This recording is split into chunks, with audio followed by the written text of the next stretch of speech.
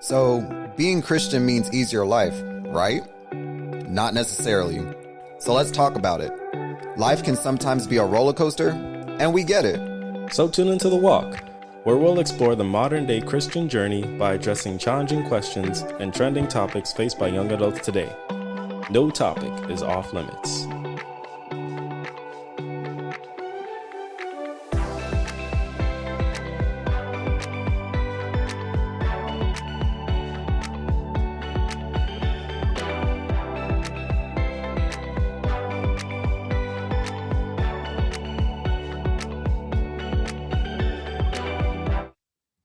Happy Sabbath, everybody. Welcome to another episode of The Walk. We are on episode 9. This actually will be the final one of the season, so we're thankful that you can be here and join us for this. We've got a great discussion in store.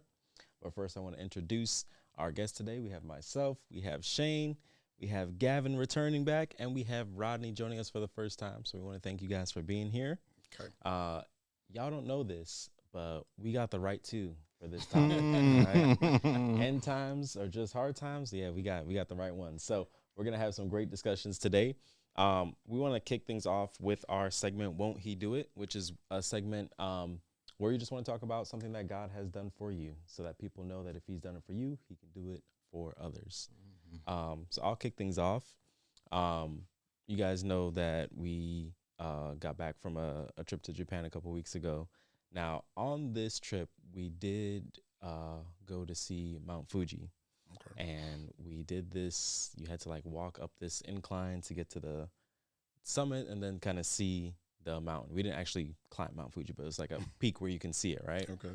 I don't know what happened to me. I have no clue. But when we walked back down and I went to go sit on the bus, I started having this muscle spasm in my butt. Okay. Yes. So anytime that area, that muscle would go to like fire, it would like just like Ooh. cramp up. Okay. So if I go to sit down, if I go to stand up while I'm walking, it would just be random. So and this is the middle of the day. Like we're doing a lot of walking. Just the rest of the day is it would just be like, whoa, what's going on there? Like it was really, really bad. So when we finally got back to the hotel, I had a friend, one of my friends that was on the trip. She's a physical therapist, so I had her like, like, can you figure out what's going on here? Because this isn't normal. But I actually prayed about it, and I was like telling God, like, hey, all right, we're in the middle of this trip. All right, we're halfway across the world.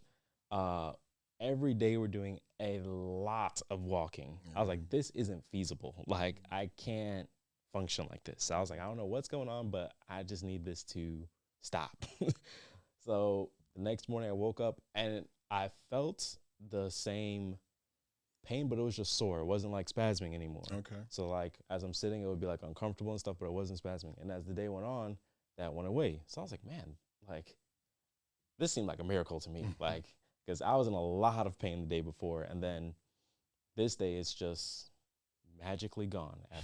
To this day, I have no clue what happened to cause it, and I don't know what happened to like make it not happen again. But I'm just thankful that God heard that prayer, and He was like, "All right, we're gonna fix this," because that really could have put a big damper on the rest of the trip. Yeah. Anybody else want to talk about something that God has done for them? Well, just today on my way home, I stopped at the grocery store to grab some stuff, and then I'm thinking about coming here, a little bit nervous, thinking about Please. it. I know, but somewhere in the back of my head, and I'm driving. I'm taking a back road. I'm driving, and this kid just comes out with his car, and he's not looking or paying attention. He just crosses right. I'm driving. He just comes out. I mean, I got into the brakes this close. Yeah. This close. So I'm saying to myself, yeah, devil's a busy man, isn't he, though? I tried everything. I said I'm going to leave work early, so I left work earlier so I can get home, get me a bag, because I know I had to go I had to make 2 stops, actually. I had to go to United Trophies. We're doing something special for our veterans for men's ministry day. So I had to go and finalize that. So I wanted to get everything done so I had enough time to get home, take a bath, relax, so I can get down here in time. And I'm like, yeah, the devil is really trying. He's really trying, boy. But, God saw me through it. I was able to break in time. The kid reversed his car, and, he's looking through the window. I'm like shaking my head, and I just went on with my business, made it home in one piece. And I just praise God for His goodness and His mercies. Because we sometimes we see it where God saves us. Sometimes we don't see it where a car was actually coming at you or swerving or whatever, and we don't see those things. And somebody would tell you, did you see that car? And I'm like, no, what car? What are you talking about? Yeah, there was a car swerving, but God is good. He's good. I'm just grateful for another week of life. Yeah. I think you were telling me. Yeah. So I was thinking, what testimony can I give? And I was like, I could talk about, ever since I started working from home, I've been doing 10,000 steps a day. Wow. Nice. So I got a walking pad, and that has helped me to do it. But then my foot started to hurt. So I got one of those spinny things so I can pedal, and my knee starts to hurt. Oh, no. I know, Gabby. You might just be getting old. This is crazy. That's it. That's a testimony that I've made it this far. But actually, my testimony for the week is I authored a book. Oh, really? Wow. Yes. I didn't publish a book, and I don't intend on publishing it. But I don't do, at the beginning of the year, I don't do resolutions. I think that's a waste for me personally. But what I have started to do is vision boards. Okay. So Like towards that. the end of the year, beginning of the year, I do vision boards, and I update it. And one of the things was I put on my vision board was to, write a book or put a book together. So have no intention of publishing it. I only did it because I said I would. And it's really not as big of a deal as it really sounds, because it's really just a compilation of things I've already done. Okay. So when I left my job in Miami, 2022, I started a consultant business only because I didn't want a gap in my resume. Okay. Gotcha. And I've kept up with that on social media. So every so often you'll see a post on leadership.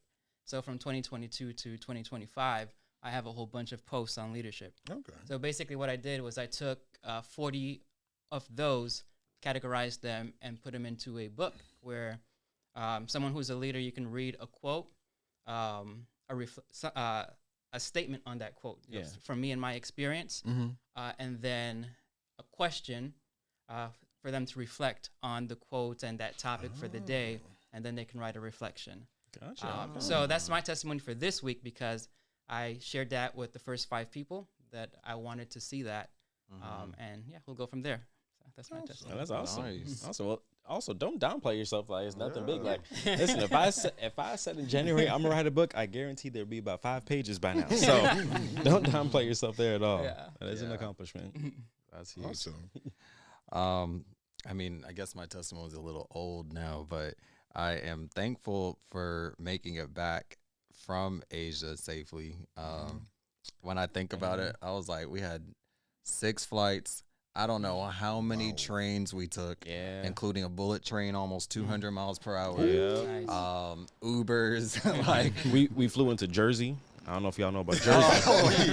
right. We went to Newark Airport, and made it. So, I mean, when you think about, like, things can go wrong on a regular, but when you combine so many things in 2 weeks span of over 10 trains with hundreds of people, planes and Ubers, it's just like you just need one small Trains, thing. planes, Yeah. automobiles. Nothing Right, was right. delayed. Nothing was canceled. Right. We didn't miss Like- anything. Like, Jamal tried to smuggle some things into the country, but everything was fine. Like, it all worked out. Right, you know, and so- that's even worked out. Yeah, let Jamal tell it. But even that worked out. So Wow, God was good. that's That was a awesome. good For sure, trip. for So sure, for sure. I'm glad that we were able to take it.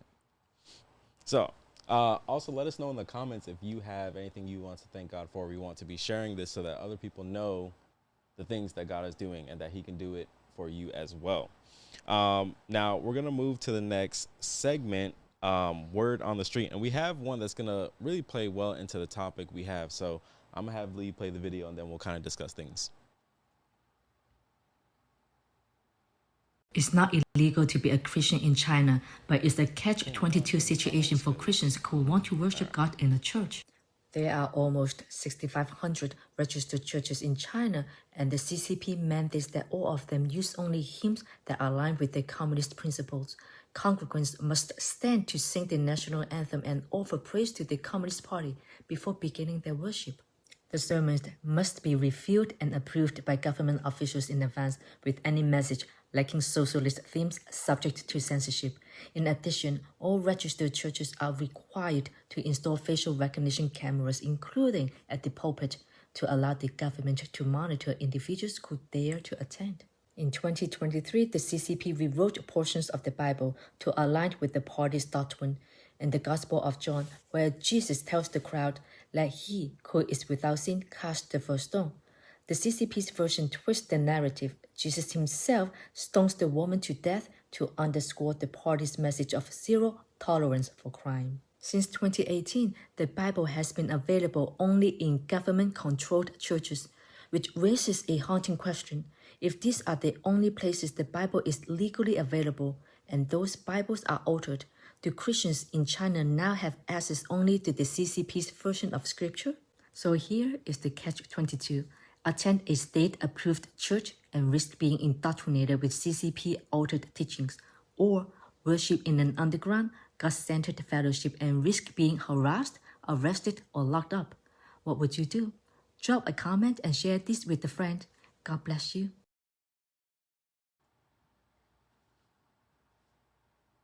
It's not illegal to be a Christian in China, but it's a... All right, so what are you guys' initial thoughts about that video?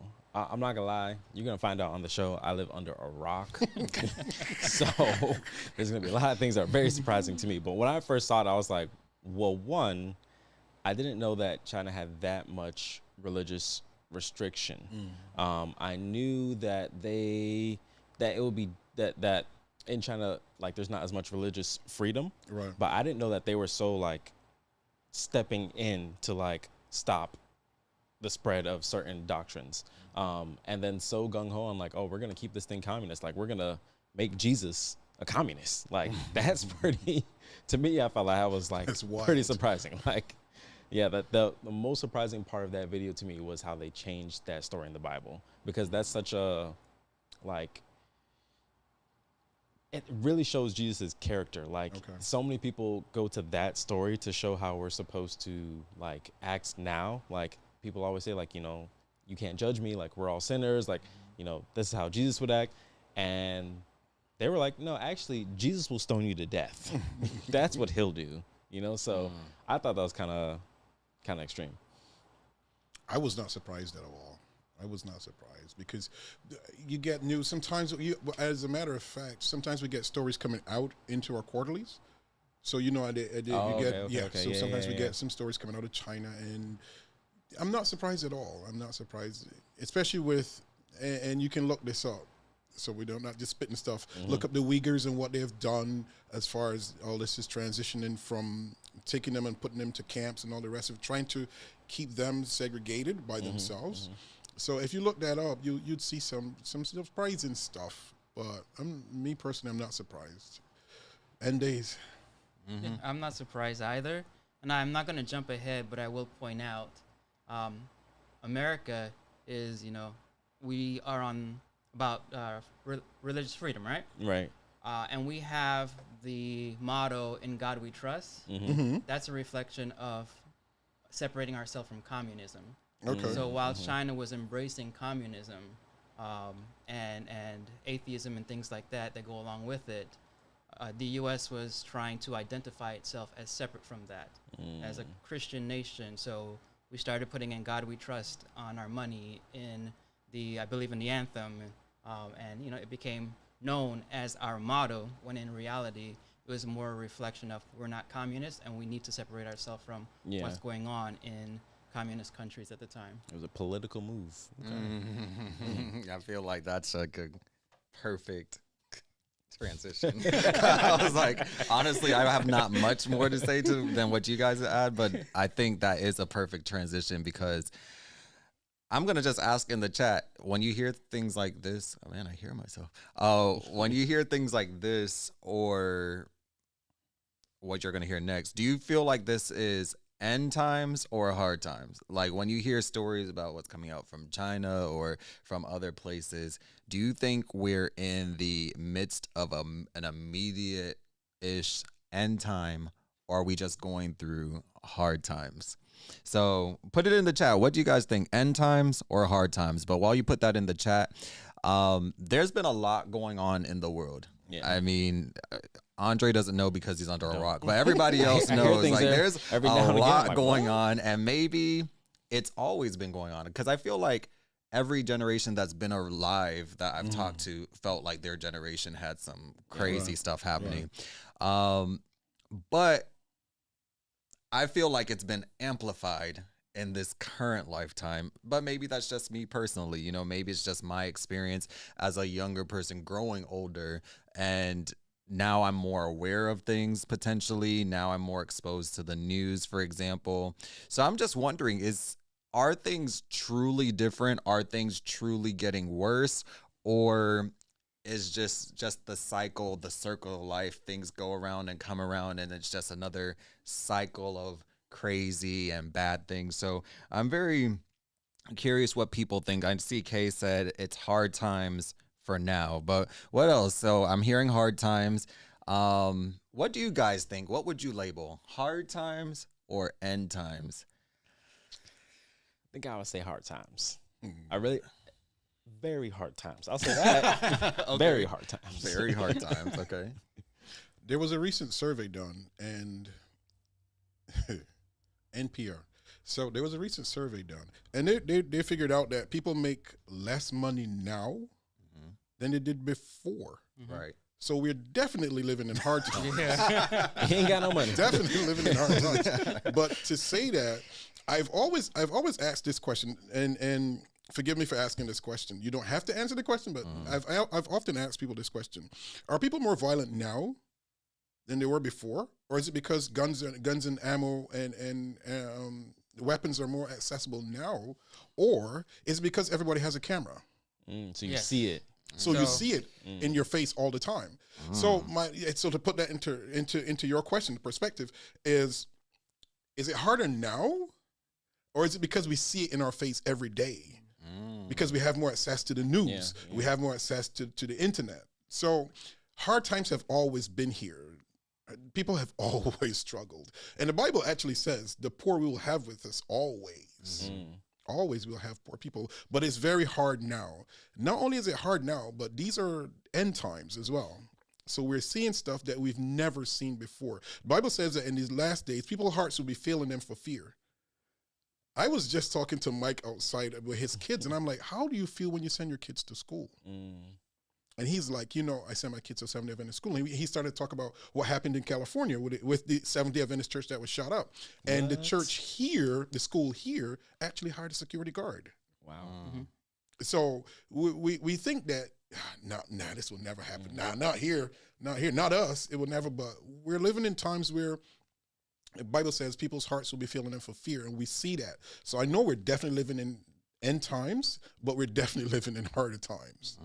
So I will also say we are living in hard times, but I do want to answer your question. Are people more violent today? So I follow this page on YouTube, Elephants in a Room, by Ken LaCorte.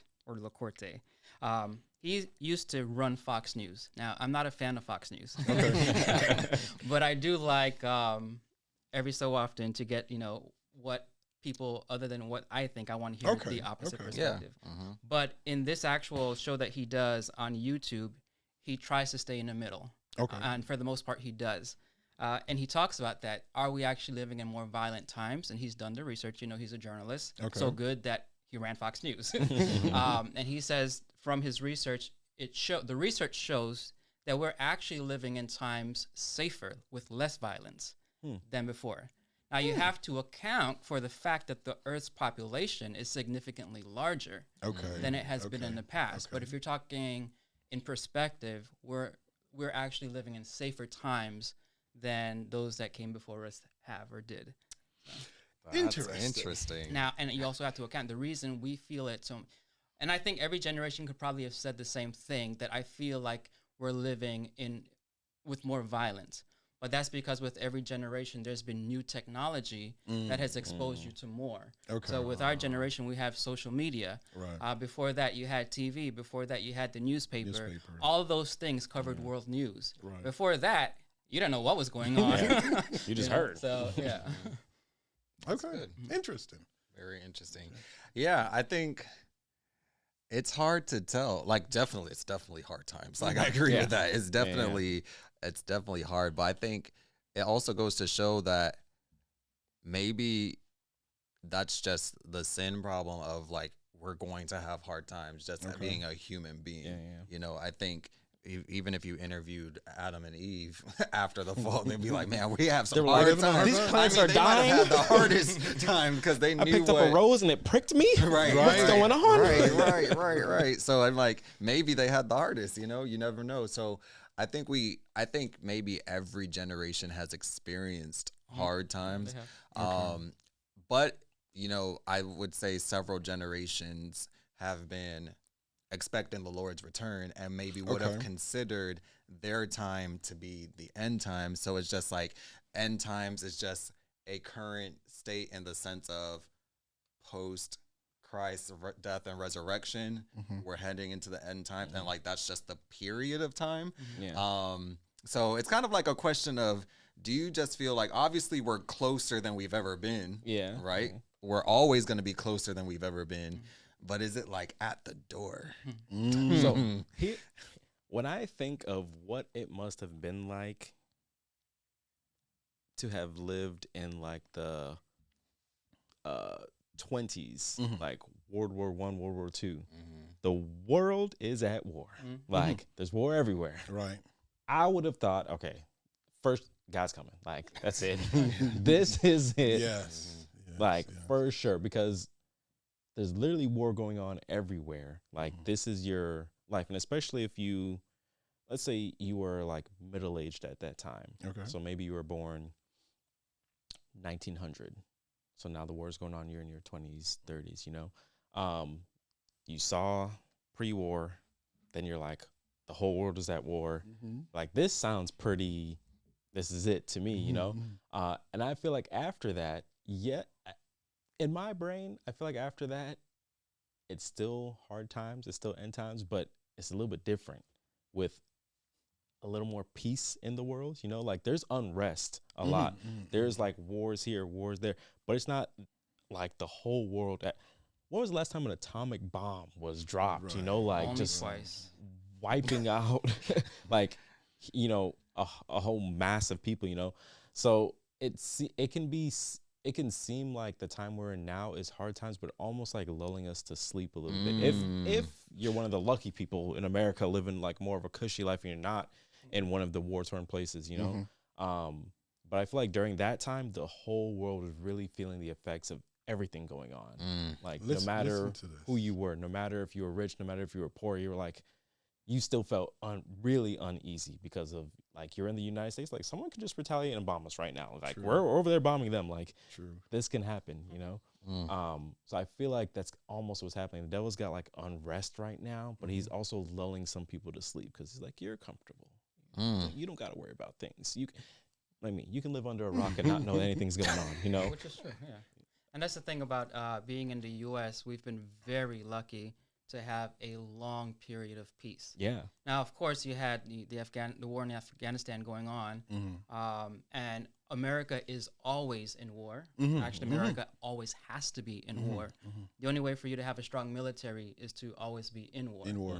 But we don't know that. You know, if you're not in the military or you don't have family members who are in the military, you don't know what's going on. Because, like, as long as the war was going on, 20 years of war, I didn't live my day thinking about, hey, we're in war, we're at war. Yeah. No, I was living my life trying to pay rent and make sure there's food in the fridge, you know? Because we've had as a country, we've had a long period of peace. So it's like now that certain things are happening that are really big, and technically we're not even at war. Like, this is the first time in a long time our country's not at war. But it seems as if we are, because of the news, the media, and the things that we've been hearing and listening and paying attention to, which we have to, because it's only a matter of time until we step into another one.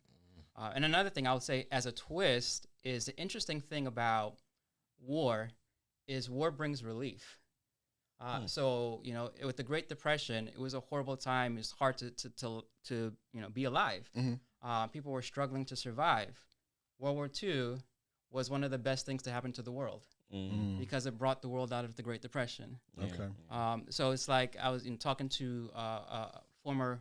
When I was working on the Space Force base, and I was talking to someone there, and we were discussing it. This was last year, before the election even took place. And we're talking about how things are getting bad, finances, people are struggling, jobs, all of the things you can talk about. And he asked me the question, what would be the solution to all of this? What would reset all of this? My answer was war. Because history has shown that is usually tends to be. Of course, the cost of that is not great. Can we do it a different way, please? But my point being, like, sometimes the worst events, such as World War II, can actually be, you know, people actually started to see the light in the middle of war, because now people were getting jobs, they were going to work, women were in the workforce, and money started to flow through the economies throughout the world. And after that, you know, the war ended, the country went back to a period of peace. So that's just a twist to so listen to this quote. Hard times create strong men. Strong men create good times. Good times create weak men. Weak men create hard times. So it's a cycle. It's a cycle. That's a cycle. And you know, that's how it happens. And you know who Ecclesiastes. You get that life is a cycle. Life is a cycle. And we go through it over, you know. So and if we the problem that I see is that we don't pass stuff on to the next generation. And because with parents, being a parent, you don't want to see your kids struggle. Obviously. So you try to make sure that your kids never have to struggle, and you never have to want for anything. Although, you know, coming from the West Indies, you know, I had to fight. I had to fight for whatever I wanted. You know, nothing was handed to me, and I'm sure the same thing with you guys. Sorry. My fault. New guy. That you guys fought for what you wanted. and you had to fight for whatever you wanted. But it became easier for the next generation. It became easier to now we find there's a generation that they don't want. They would rather sit. Yes. That's the effect of peace. That's the effect. That's the effect of peace. And if they had a draft tomorrow. Oh, Lord. Oh, please don't. Please don't. And the scary thing is they say if you look at history, every empire goes through the cycle. Okay. Where it's every generation works and achieves more than the previous generation. Then they finally get to a point where they stop advancing, and you end up with a generation of young people who no longer advance their parents. And it goes downhill from that. Empire falls apart, and a new one rises up. Right. So throughout history, that has occurred, and it's scary. Because looking at my generation now, I'm not sure how much further I got than my parents. Interesting. Well, we have a very interesting way that we're going to divide up this episode. Okay. And by the way, Kimberly says hello, Gavin. Yeah. So we have political, religious, and social. So I don't know if you guys remember that. I think it was an episode where Drew was on. Was I on with Drew? I think. Yeah, I think so. And it was starting to go into like a little bit of the political realm, and I was like, okay, we're gonna come back to this at some point. Now, this is a little step in the water, but it's connected to the topic of end times or just hard times. So here it is. There's almost a type of war between left and right, conservatives and liberals, et cetera, et cetera. While there's always been a divide, it seems way more polarizing and personal now than what I perceived in the past. Yeah. So the question is, why is that? And now it could be connected to what you said, Rodney. Like, we have more access to media. There's cameras everywhere. There's TVs everywhere. There's mics everywhere. The algorithm is out to get you. Oh, yeah. Oh, yeah, there's algorithms, so things are smarter than ever. You have social media now. But overall, like, even if the content is there, that's not necessarily a problem. Why is there such a strong divide, though? Like, it's okay to have your personal beliefs, but it's becoming personal. So why is that? Why does it seem more like that now? I've noticed, what I've personally noticed is we could talk before, and we could disagree before. But if I disagree with what you believe in, it's almost as you believe that I hate you. I don't hate you. I just don't believe what you believe. So I'm having a conversation with somebody, and we're talking about the current president, and you don't like the man. I'm like, I did not say that. I don't believe him. I have an issue with what he's doing. I pray for the man every day. I pray because I say this, and some people disagree with it. His success is our success. Exactly. Oh, for sure. Yes. So I pray for the man every day, and I pray for his success. Right? But when I tell people that, they're like, "No, you don't pray." I'm serious. I pray for the man every day. But what I'm saying is, if I don't believe in what he just said, or something he said that I don't agree, well, that means you don't like the man. No, so we can't disagree. We can't disagree, and it becomes personal to where people feel attacked. And if you're like, oh, you're talking about me. No, I'm not. No, I'm not. No, I'm not. We have to get back to a place where we can disagree and not hate each other. Yeah. I still love you. You're still my friend. And, back in the day, we would sit at a corner, we would talk politics. Or we would sit in class and talk politics. But you can't even talk politics at the job anymore because people want to fight you if you say the wrong thing. Or, and so this group, so we believe what we believe, so we're going to sit over here. We believe what we believe, so we're going to sit over here, and no one comes in the middle anymore. Yeah. So then we as Christians, who we try to walk a thin line because we don't want to step on anybody's feet. And we left sometimes in the middle because we don't want to discuss politics or whatever. So, well, can we talk about food or something else, please? Because I don't really. So that's what I see from my personal standpoint. I think people, to add to what you're saying, I think politics has always been somewhat, you're going to support something that reflects a lot of your beliefs. I don't think there's a side that truly encompasses your entire belief system. But what I'm seeing online now is that it's no longer just about politics, but it's like, it's being painted as a belief in the sense of you're not for me if you don't support. People are see taking what I see. like beliefs in politics and making it their identity. I think Identity politics. that's what's happening now that wasn't happening before. It was, I believe this, you believe, we can talk about it because if you disagree with me, I'm still your friend. Okay. I'm still Andre. Right. But now it's like, oh, you're not for like me as a person. No, it's just something that you believe. You are not your belief. Like you are not, you know, a liberal. That is not your whole being. Right. You're not a conservative. That's not your whole. But people now, it seems to like they've attached their identity to it, so it feels like an attack on them. So I disagree. Oh, you disagree? I think Okay. that, well, not necessarily with what you said as a whole. I disagree with one part. Both of you said the same thing, though. I disagree that identity politics is new.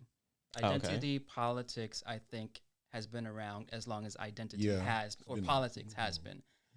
Identity politics, if you think back to the civil rights movement, that was identity politics. You think of the switch of ideologies between Republicans and Democrats, because remember, Democrats, I believe at the time of the Civil War, was saying, yes, let's keep our slaves. And Republicans were saying, no, let's free our slaves. Remember who freed the slaves? Then they Republican. Then there was a switch. That switch was due to identity politics. Okay. So identity politics has always been around. Now, what I always say is that people want, if you believe in voting and you do vote, which I personally think everyone should, if you vote, you always end up voting against your interest. Huh. You always end up voting against your interest, because I think Shane Make said it make sense. I think Shane said it, is that we will never totally agree with one side. Okay. Yeah. So you will always end up at some point in time, you will have to choose what is most important to you, and you will end up voting based on what is most important to you. And I'll give you an example. When I was working in Miami, so I am registered Democrat only because the state of Florida requires you to be registered to participate in the primaries. Okay. If it weren't for that, I would be an independent. I consider myself to be left-leaning center, right? Of course, currently, I'm a little bit more left in my attitude. But when I was working in Miami, I worked in an Adventist school. So here you have a private school. 83% of the students were receiving state funds, scholarship, right? Now, Democrats don't believe in school choice for the most part. Republicans do. So the only reason school choice exists in Florida is because of Republican leadership.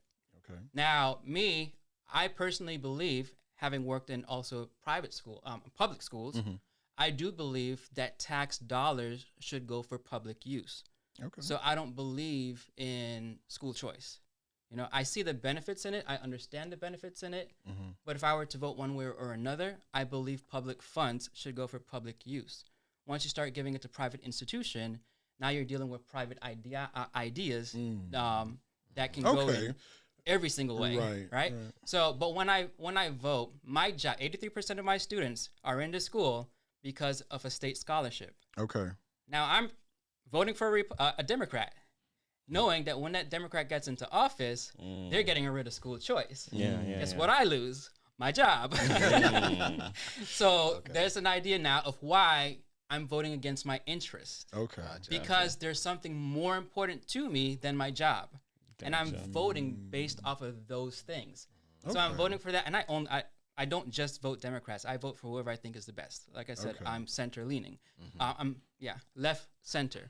But I'm going to vote for the person based on what is most important to me, knowing that there are other things that I'm voting against my own interests. Yeah, it can affect you in some negative whatever ways. you're talking about dealing with politics, you have to vote based off of, you're always going to vote for something like, talk with someone, you'll always find common ground. But then when it comes to your vote, you're going into different directions.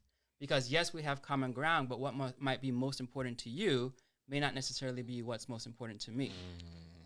But what I find with the last election cycles is a new dynamic that we never had to deal with before, and that's targeted ads. Well, they've always been targeted ads, but what the algorithm? We talk about the algorithm, and so you like to listen to a certain, you like this politician or whatever, and that when you turn your radio on, guess what?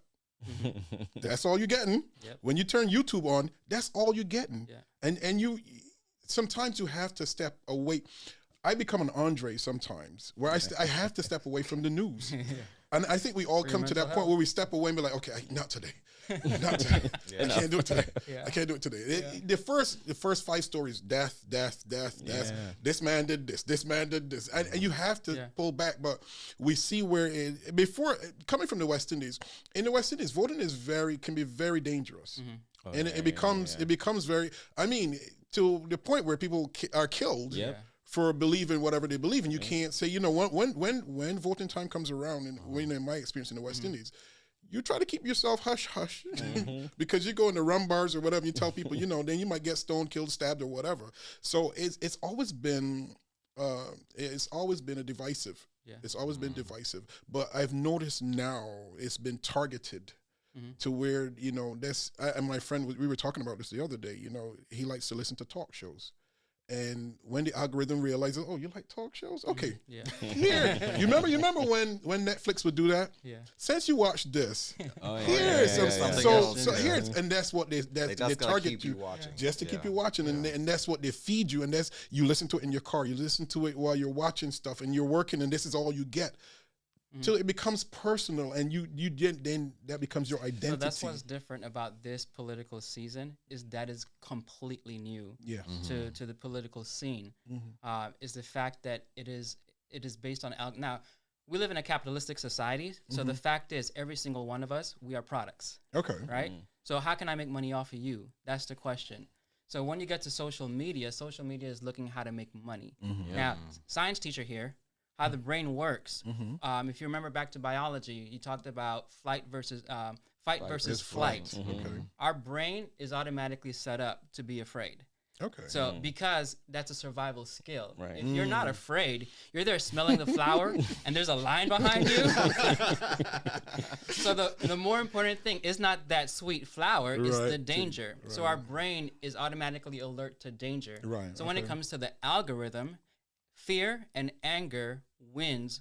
I'm trying to set up an algorithm where I can just get back to the days when it used to be, what is it called? Cuteness overload. Okay. Like where are the cuteness? You remember you used to go onto Facebook, that's so cool, and there used to be like cats and dogs and bunny rabbits in a cup. I can't find that anymore. No. Because the fear trumps those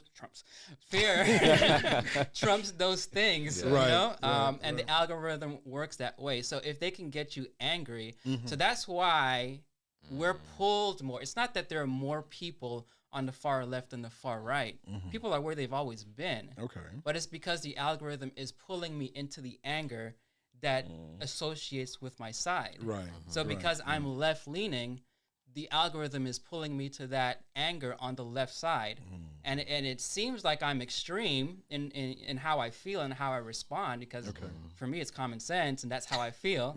But the way I feel and how I feel about it, that means the person on the opposite side can feel the same way and they're justified for it. Right. But that anger is like, it makes us feel separated. When the two of you come together to have a conversation, impossible. I'm in my feelings. No, I'm in my feelings. Well, you guys brought up some really good points, because I was telling the guys here on the show before we started that I was watching an episode of Jubilee yesterday, and it was like one conservative versus like a bunch of liberals, but everyone was Christian. And so they were just going back and forth of just like, well, how could you be Christian and believe this, right? And it's like, but both sides are seeing like conservatives, like in a sense, are just like, how could you be liberal and Christian, and vice versa? Like, how could you be conservative and like Christian national? It's almost like that. What's crazy? What's crazy is that in most cases, not all, but in most cases, both sides are correct. And that's what I even saw in the episode. Like, there was certain things where if they paused, they were like, okay, I feel like we're kind of saying the same thing. And that's the thing, like anger, and that's probably the brain. It's just like, you're in just one section of just being fired up, Yeah. that even right, common sense You isn't can't hear. able to. You can't hear what the other person is saying. Yeah. But then I also think that's just how society is built. When you think about the rise of reality TV shows, right? I remember, like, the first one I remember is The Real World. Like, I remember that starting, like, probably in the early 2000s with MTV and stuff Right. like that. And, like, they've only gotten more Yeah. and more extreme. yeah. So there's a lot more and they're more extreme. And one of the highlights, like whenever you see on TikTok or YouTube when they're doing reviews about the shows and stuff like that, people are almost always interested in like the fight scenes. Right. Like what's Right, the right, drama, right, right. all that type of stuff. yeah. When you think about Kevin Samuels and how he used to talk to people in relations, like, I'm trying to find this man or this woman and I can't find him. He's like, you know, what's your height? What's your weight? What's it? Like, you know, all this type of stuff. And he's like, his method gave views. Like, those are the type of things, like, people are attracted to drama. And it's just like, I think that's where the algorithm also works against us a little bit, because it's just like, we don't realize that our brain is doing that. It's attracted to that. It's like that fear thing. It's just like, you know, one side's like, if you do this or you don't do this, this is what's going to happen. Like, but they know that the people that are producing this content knows what it takes, course. and they see the success, and they don't care how it's going to affect society or you. Yeah. They're Buy just my like, T-shirt. Dollar signs. that's just it. That's all they see is just, you know, the dollar signs behind it. So sad. if you vote a certain way, you can't be my friend. I had a rise. I've seen a rise in this type of mindset on Facebook, where there are people like, you know, I'm like, you can delete me. You can, I'm going to block you. I've seen a lot more of that, just from the fact that people are like, if you vote a certain way, then we have nothing more to talk about. There are dinner tables where people sit and don't speak. There's This been divorces. No divorces. Will be interesting. And I wonder if, because you remember the whole vaccine thing, where well, I can't come to your house because, and we see that pushed into even our politics now, where, you know, nah, you stay over there. It's like, you're not wearing a mask. You believe in what you believe in. Just stay over there with your non-mask. We'll stay over here with our mask.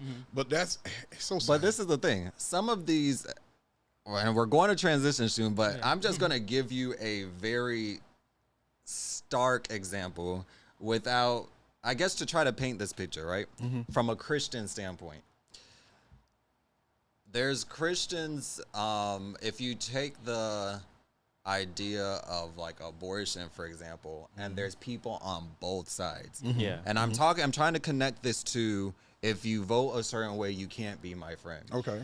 There's certain people that feel so strongly that it's just like, if you vote in a direction that could support something like abortion, which is defined as, for them, killing, right? Then you're basically like a murderer. Right. Yeah. I don't really see why we should be friends. And on the other side, it's like healthcare choice. Like, if you believe in not allowing people to have choices, are you like aligning with a dictator in a sense of like, do you have like a Hitler type of mindset? Like, we have nothing in common in that sense. So it's just like, why should we be friends? And I think that's kind of like how things are being polarized, because it's just like, it's being presented in a way of, if you support this or if you think this way, man, I'm truly shocked that I have you as a friend. And I don't think it's worth it. Now, I will say there are people who will just cut people off simply because of a vote. But then there are others who are more logical about it. They don't look, it's not the way that you voted. They're looking at what you're saying consistently. Okay. And how you're saying it. Okay. Because there are people that will say things in a manner that demonstrate you're no longer a safe space for me.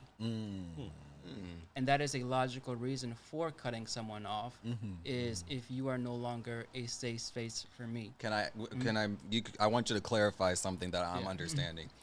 Would you say logical is subjective, because it's logical more so. Like, my interpretation is, I don't feel like logically you're a safe space for me. So that's like more of like a personal assessment than a general like, oh, this is logic.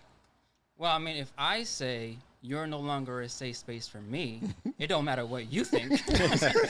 Well, I just heard the word logic, and I usually feel like logic is kind of, I guess it is subjective, but it has like a feel of Definite, like factual of Right. like, this is common sense, you know, like that's what it like people usually hear when they hear that. So I just wanted to make sure, because again, I going wanted back see to what the you were point saying. of, it's not necessarily that you're wrong, it's that we see it differently.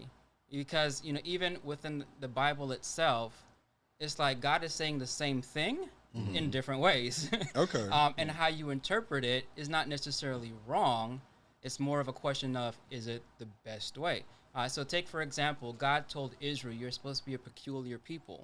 And there were some laws that came along with that, that, ooh, those were not compassionate. Okay. Right? But Okay. then you have the same God who says, be compassionate to the poor, the widow, the alien. Okay. Right? Okay. So you have God saying two things that seem completely different from each other, but it's the same God. Right. So when it comes to like immigration, for example, you know, someone can look in the Bible and see where God, you know, directly say, you know, stay away from those who are different from you, or where God says you need to convert and you know, be as one in terms of Christianity, right? So you have people who be like, yeah, God agrees with deporting people. It's for one, it's the law. If people are not following the law, Right. as long Right. as we're doing things legally, Okay. so that can be justified legally. It can be justified morally, based on how you interpret it, Okay. and you can use the Bible to justify it. But at the same time, where God says, accept the alien, and you know, Right. and Right. have Be a good neighbor. be a good neighbor, and all of those things. So it's like I'm looking at compassion. So yes, the law says you should deport these people, but then I'm like, but where's the compassion in how you're doing it? Okay. You know, so that's the okay. difference. You're not wrong in saying deport the people. It's the law, you know. And the law is not always right or moral, but you can be justified in that belief. You're not necessarily wrong. Okay. But in my perspective, I'm looking at the compassion side of it. Okay. Now, me having compassion, is that wrong? No, it's not. But No. you may look at it and say, well, that's not the way I agree with it, or that's not the way that I see it. Not necessarily that either of us are wrong. It's just our interpretation of how we view it and we see it. Now, me coming from a place of compassion, if you're saying kick out everybody right away without giving them due process, you're no longer a safe space for me. Right. You know? Right. I don't really cut people off like that, but you have to do something serious for me to cut you off. I have some thoughts in my mind about you. So Yasmin says, and I'll go to you. Politics has become a kind of a religion for many people today because traditional religion used to provide a shared moral framework.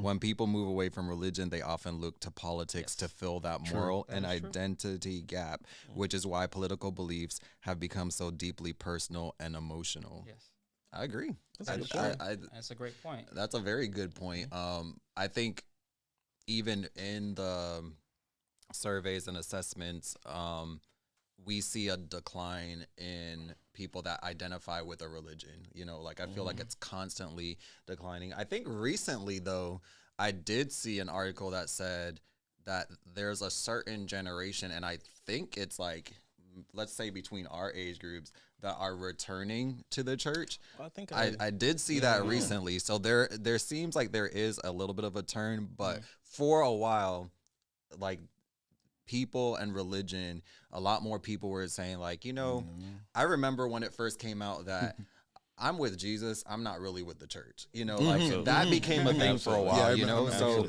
like people started disassociating themselves from organized religion. And that's where I could see, you know, what Yasmin said, you know, would line up of just like, because they had to go somewhere. Right. So that makes sense. Now, the scary thing with that, I will say, is that you have more so, I think, older Caribbean Black Adventists who will say you should not vote. You should not participate. There's nowhere in the Bible that says you should participate in voting like that. Well, they have a democracy. That's what I always say. So- There was so no what democracy were they in the voting Bible. on? As an But- old West Indian. But so it's a question of, and it's hard to, because then you know there's the separation of church and state, right? That doesn't mean you can't talk about politics in the church, but you have to be careful on who talks about politics and how they use their platform to do it. But I do feel that it's very important that, yes, if you're a Christian and that is the first, the most important thing in your life, you still have to be cautious of what's going on in your society, what's going on in your world, and as much as possible, participate in that. You have to. Because if the Bible talks about, helping your neighbor and being neighborly and doing all these things, how do you do that if you have no voice and you're allowing someone else to dictate what happens in the world around you? Two things. I remember for GC, and I remember it wasn't this last cycle. I want to say it was 2 cycles before, and there was a group of people trying to get in, and there was a congressman who was very, very instrumental in helping them to get in. If that congressman was not there, they would have not been able to have access to the United States to come to Congress. So we have to be a part of it. But here's a question for you. So you're talking to one of your friends, and a topic comes up, and then you get to realize that this. You said what now? You believe in what now? What do? Do you immediately? Because as Christians, we tend to birds of a feather. We hang with who we know, and we try to keep our friend. You can name 5 friends. Apart from the 5 friends that you have, as Christians, our friend groups are really small. And the older you get, I can tell you, it becomes smaller and smaller and smaller. And then you have people at work that you hang with sometimes. But then there's those who curse. So you try to limit your time with those. There's those who will go outside and smoke, and they want you to come outside and tell you something, but So we hang with those that we know. So you're hanging with those that you know, and something out of left field, they come off with this.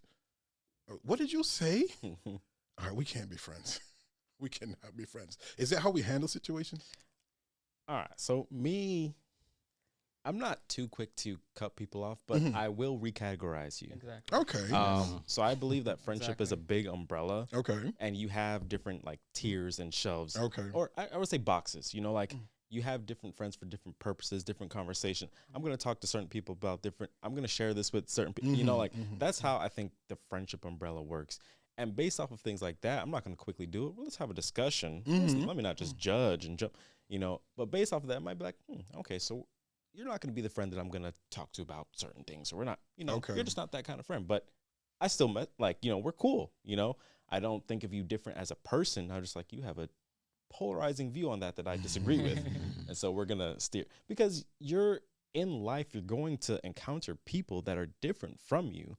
I don't think that all your friends should think exactly like you. You need challenging, you need, otherwise, you're just you could be going in a very wrong direction, and you're just, So the reason why I asked that question is because along with that comes life experiences. So you might be talking to a person about abortion, and they're, no. And the next person's like, yeah, you have to. But you don't know in the back that person was raped. So we never know what's going on in the backstory. Yeah. So that's why sometimes you have to listen longer rather than jump on a conclusion and get a backstory. And sometimes we may never get the backstory. Yeah. Because, we talk about this, there's a group of people will be talking, and they'll be talking about, oh, hey, God is so good. God did this for me. There's always one person just slightly outside of that crowd who did not get the miracle. They didn't get the job they wanted. They didn't get the car they wanted. Things did not work out for them. So they don't have that experience. So they're just outside the crowd listening. But God is still good. That doesn't mean that God is not good, right? So we can't be so easy. You can't jump and judge so quickly. So having a conversation, and I don't know about the boxing, putting people in boxes. I am like, okay. Not mad at you. Group of friends. I do not agree with what you said, but we cool. Yeah. Doesn't mean I hate you. We cool. But that's just that's good. This is very, very good. I like the insights. I like even the comments that have been coming in. So as we transition, because it's not necessarily getting easier, we're just sidestepping now. It's hard to find a side or a viewpoint that doesn't twist the story to support their view. And I think that's the hard part. Yeah. I think whenever people go to lengths to hold their side, that's where I've seen the problem. And I'm just like, I've had conversations with people where I'm like, and we could say this is personal opinion, but I'm like, I feel like we should be able to have common ground here. Even as I'm listening to us talk, I'm like, we kind of believe the same thing, but it's like the sides aren't willing to give a win to like, or what could be right here. What could be perceived as a win. So I think that's also, you know, a problem. But I mean, that's where we are. So from now, politics, we're going to religion. Okay. Recently, there was a talk about a rapture happening. It was supposed to happen September 23rd through 24th. That was the range. I remember I was in Japan, and I was just like, I was telling Jamal, he was my roommate. I was like, man, anytime now this is supposed to happen, right? But Unless we're both lost. You know, and then, you know, when I'm starting to look on social media and we're seeing that hadn't happened, you know, people started, and of course it was joking probably, but like, you know, you don't know what time zone. And I was like, you know, well, that's true. You know, in Japan, we're 13 hours ahead. So it is possible that it could be behind us. So like, maybe it's going to be the 25th for us, you know, you just never know. And so I did rewatch the video of the talk about this rapture to get refreshed. And so some of the things he said was, he saw Jesus speak to him. Right. He described what Jesus looked like. So I think he had said like brown flowing hair, white robe. Who were the two ladies? And I'm not sure. They were the hosts, twin sisters. Oh yeah. And they were the host of the show. Oh, okay. So he was a guest speaker. Oh, he was a guest speaker. Okay. Thank you for clarifying. So I guess the video I saw was maybe it could have been excerpts, to be honest, because I just saw him and then I saw a lady that said, don't discount him. But so this is what he said, that Jesus said, I will come for my church. And then there would be 7 years of tribulation for those left behind. Then after 7 years, Jesus would come back to earth and rule as king. When it didn't happen at that exact time, people were saying that it depends on the time zone, like I said. When it didn't happen after all the time zones had passed, the organizer came out and states that it actually is scheduled for this month, October 16th through 17th. We might be running out of time. But according to this, October 16th through 17th, the rapture of the church would happen. Apparently, from the explanation provided, the Enoch calendar is the September dates translated to October in the Gregorian calendar. So that's the explanation that came out. So my question became, and maybe I'll put a couple of these questions out. Will the same people still believe him? Like there was people that started selling stuff, leaving their jobs. And one of the ladies that came on talking about this situation, she said, don't discount him. A lot of people came to Christ because of this situation. And if they were coming to Christ, the devil would never be happy about that. So how could this be of evil? And so I was like, that's a very interesting viewpoint. That's what I'm saying. Let's talk about it. Why is that a dangerous viewpoint to have? Justification. Right, because I'm like, they talk about, like God talks about, Jesus himself talks about, in the last days, like things will happen where it will seem like it's a God thing. It will seem like, well, if people are just coming to Christ, then this is good. But it could very easily be a trick of the devil. And now he's got you in his clutches because you're here thinking it's God himself. You're thinking this is like Jesus, but he's like, oh man, no. Like the devil always goes very close to the truth, very close by Jesus, but just skews it just a little bit. So it's very dangerous to be like, well, if people are being brought to Christ, there's no problem. Oh no. I think there's going to be a drove of people that think they're being brought to Christ in the last days, but they're not. That's it. And is that their fault? Well, whose fault would it be? What do you mean by that? Okay, now it's one thing to blame the representative of that message. So let's say Joshua, I think is his name, right?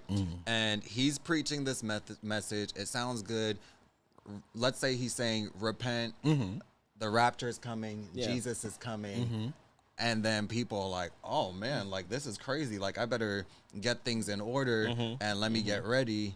I'm giving my life to Christ, and they give their life to Christ.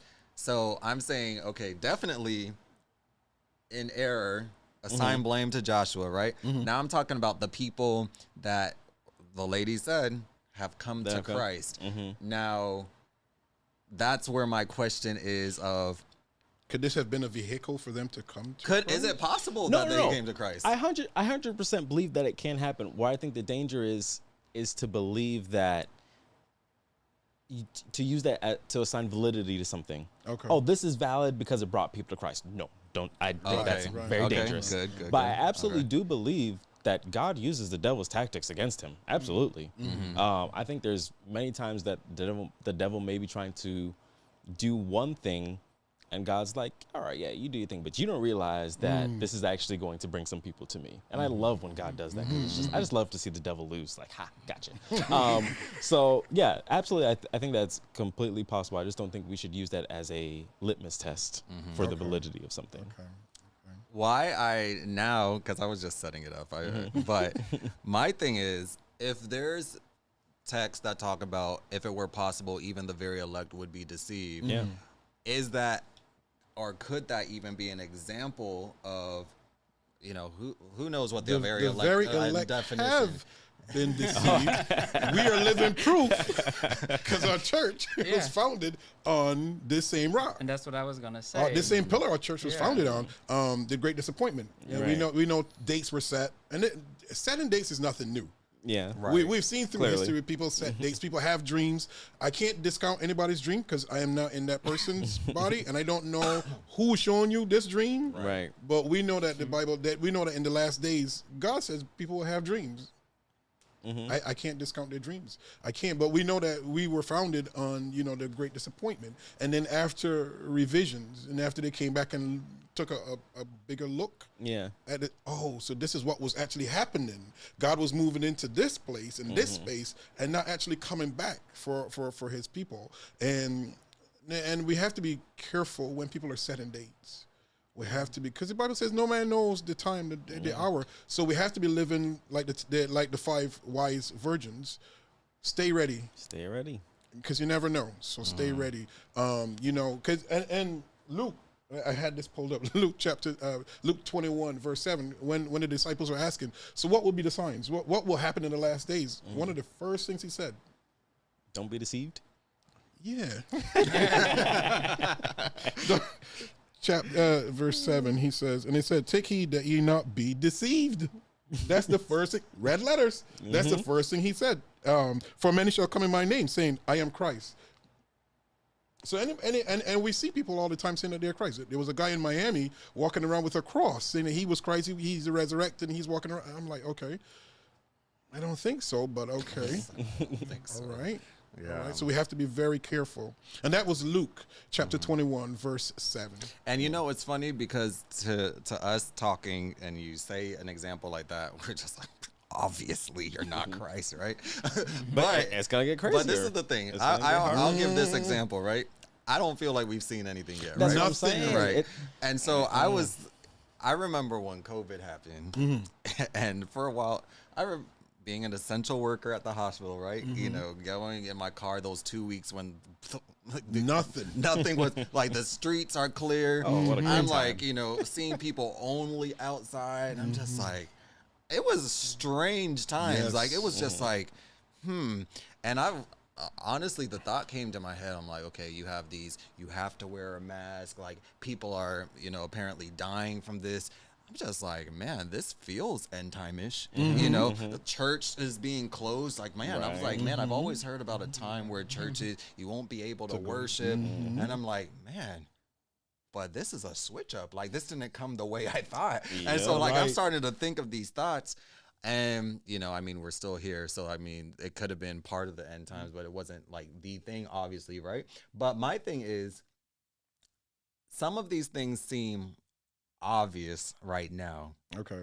But there's still scripture that's just like I said, if it were possible, even the very elect would be deceived. And I'm just like, I guess my prayer then becomes like, okay, God, like, some of these things that might stick out to me as foolish, right? I'm just like, man, I hope I stay sharp because I can maybe identify these things and be like, okay, this doesn't seem quite right with lining up with what the Bible says.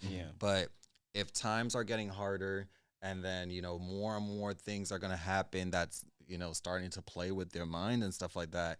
It's just like, how do you know that you're always going to be able to identify that this is not Christ? Because there's going to be, like you said, 99.9% truth, and just a little bit of error messes it up. But you might not be able to tell. Yeah, like I said earlier, I feel like we're being lulled to sleep now. So what happens when we get the switch up? The Jesus impersonator that's actually out here performing miracles and stuff. What happens when he's quoting? Seeing is believing. What happens when he's quoting our Bible? Right. Because that's what Satan came and did to Jesus. He quoted the Bible. You're like, isn't this true? It seemed pretty. You're like, it's pretty. If I was Jesus, come on now. If I'm hungry, Right. and he's like, you have the power, turn these stones to bread. I don't really see the problem. Like, come on, like. What happens when you get that switch up? Right. I can absolutely see how it's going to be very possible to get tricked. So there's a show on Netflix. I'm not going to recommend it because I don't remember what the rating was. But there's a show on Netflix called The Messiah, or just Messiah. And it is about that. It's about someone who shows up. He never claims to be Jesus, but he's identified as Jesus has returned. And it goes through a whole series of different things, him doing things happening, never clarifies whether or not it was really the Messiah or not. So it was just interesting in the fact that somebody just showed up, signs and miracles. People believed it was Jesus, but there was never an answer to whether or not he was. And it's like either people followed him or they didn't. But a lot of people did follow. It's interesting. Again, so much videos. Like, I did watch a video that's just like, you know what? I think it was like a psychologist or something. It's just like, you all know that our minds weren't designed to be constantly intaking something. Like, you're supposed to have that reset where there's nothing, no podcast playing, no video to be watched or whatever. What I'm about to say next now defeats that purpose. I just realized how many times I've quoted, I saw this video already. But either way, I was watching something about Halloween, about, where it came from and all this type of stuff. And it was apparently like an ex-Satanist that has found Christ. And a Christian was interviewing him. And he's just like, what Christian, like, one thing that makes the devil happy is to see Christians celebrating Halloween and thinking that just trick or treating or just dressing up is all it is. When like this is like their like the pinnacle day of the year for Satanists and the dark side, right? So he's talking through that, and so the interviewer asks, like, what is it that Christians need to do to kind of best protect themselves from the evil that's around, especially when there's like Satanists and stuff like that, and you just would never know. And he's just like, we were never able to touch people that were being prayed for or praying. And he's just like, and I was like, and the guy's like, no, repeat that. He's like, seriously, people don't realize like the power of prayer. And so if the devil could keep them from praying, they were not protected. And there's a lot of Christians that don't pray. And so like when I think about scripture and just like, the amount of times things like fast and pray is mentioned, or you need to pray, you need to watch and pray, you need to like, there's a lot, the Lord's prayer, like pray there's without just, ceasing. When Jesus was going through those hard times, praying and like, or quoting scripture, like whatever it was, it kind of stuck out to me as just like, wow, as Christians, it might not even have to be a deception. It's just like, you're just not even accessing the power that you would have to keep you in that elect, so you're not deceived. But it's just like, if you're running on autopilot, you will actually remember Christ said, depart from me. Why would he say depart from me? Now, and these are people who went to church all the time. Every time the church door was open, they were in church. It won't make sense to them. Exactly. So I remember whenever it comes to this, I remember at the end, and I talk about this, at the end of Malcolm X, the movie. At the end of Malcolm X, there were these people, they were saying, I'm Malcolm X, I'm Malcolm X, I'm Malcolm X. And then the narrator says, you know Malcolm X, but do you know? Well, how did we put it? You know, but you don't. Do you know of him, but you don't know him? So we know what we read about Malcolm X. But you don't know what was his favorite color. What did he like? So there's a lot of us who know God. What is God's favorite color? Elder Clark said this to me once, and it never left me. He does not choose a tie unless he asks God, "You like this tie?" And you think about that for a second. When you get dressed on Sabbath mornings. Never even knew that. I'm his son. That's crazy. When you get dressed on Sabbath, do you ever ask yourself, you think God would like this outfit? You think this fit is when we choose songs, does God really want to hear this song this Sabbath or whatever? We don't get God involved more and enough. We don't pray enough. And that is one of the things that the devil knows. Remember, the devil has all day to sit and think about you. And he puts a plan together for you. Tailored to you. Tailored for you. Because devil is not going to come to shame with Coca-Cola. That's not his thing. Please, please, please. But give him a nurse. No, I'm just he got something tailored just for you. And that's why a lot of us are deceived, and a lot of us and again, we don't study. We don't study. Right? Same text in Luke.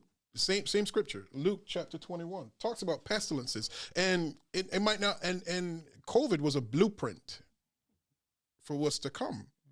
COVID was a blueprint. They figured out, oh, so this is how we can shut churches down. This is how we can shut schools down. This is how we can get. And it was so ghostly, driving on the turnpike, and I had a letter from management that says, you know, I'm an essential worker, whatever. I'm allowed to be in case somebody. And I remember that fear of, oh, I don't want to get pulled over. I don't want to get stopped. But there's nobody on the street. Well, you said a key word, and before you even said it, I was like, oh, this just really links back to what Gavin said. One of the key words is fear. And it's just like, if you can be made fearful, there's power over you. But then that's why you have to know scripture to say God has not given you a spirit of fear, but of power, love, and a sound mind. So it's just like, but if you don't even know that, or you're so drowned out by the noise of everything else going around you, then you will be, you know, deceived. But I have a question now for you guys in the last part of the religious part. The shows that exist, and there's drama in every religion. There are podcast shows that exist that just review, it seems like, sermons, church services, just to call out what's happened. Like, can you believe what happened at this church, or you know, during this service? And that's where it almost seems like their weekly content comes from. And then with it, they'll say like, thus saith the Lord. So they'll show this and show like, you know, what they're saying is wrong. And then they'll say with scripture, thus saith the Lord, you know, X, Y, and Z. And so my question, and put it in the chat, y'all, the creator of these shows view it as calling out error to help people to not be led astray, and usually pair it with the Bible. But is this the right way? Is this a good way for sharing the gospel, or for keeping people in check, I guess, with the gospel? What do you think? So I haven't seen any of those videos, but I can tell you that they learned that directly from people who do it in politics. There you go. Okay. Because it is a money maker. Yeah. Is it morally right? I don't know. Is it financially smart in a capitalistic society? Well, It works. That's how you get views, and that's how you rack them up. And I was telling someone, like, throw a name, not random, throw a name out there, Candace Owens. However you may feel about her, you have to admit that her platform is very targeted to bring in views. Right. So that's, and she has, for the most part, you know, grown her wealth on that. Okay. So this is someone copying that format, not necessarily hers, because she's not the first to do that or only to do that. So they're just copying a format that works and brings in the views, and with the views comes in the money. Is that morally right? And how you know, how does God look at that?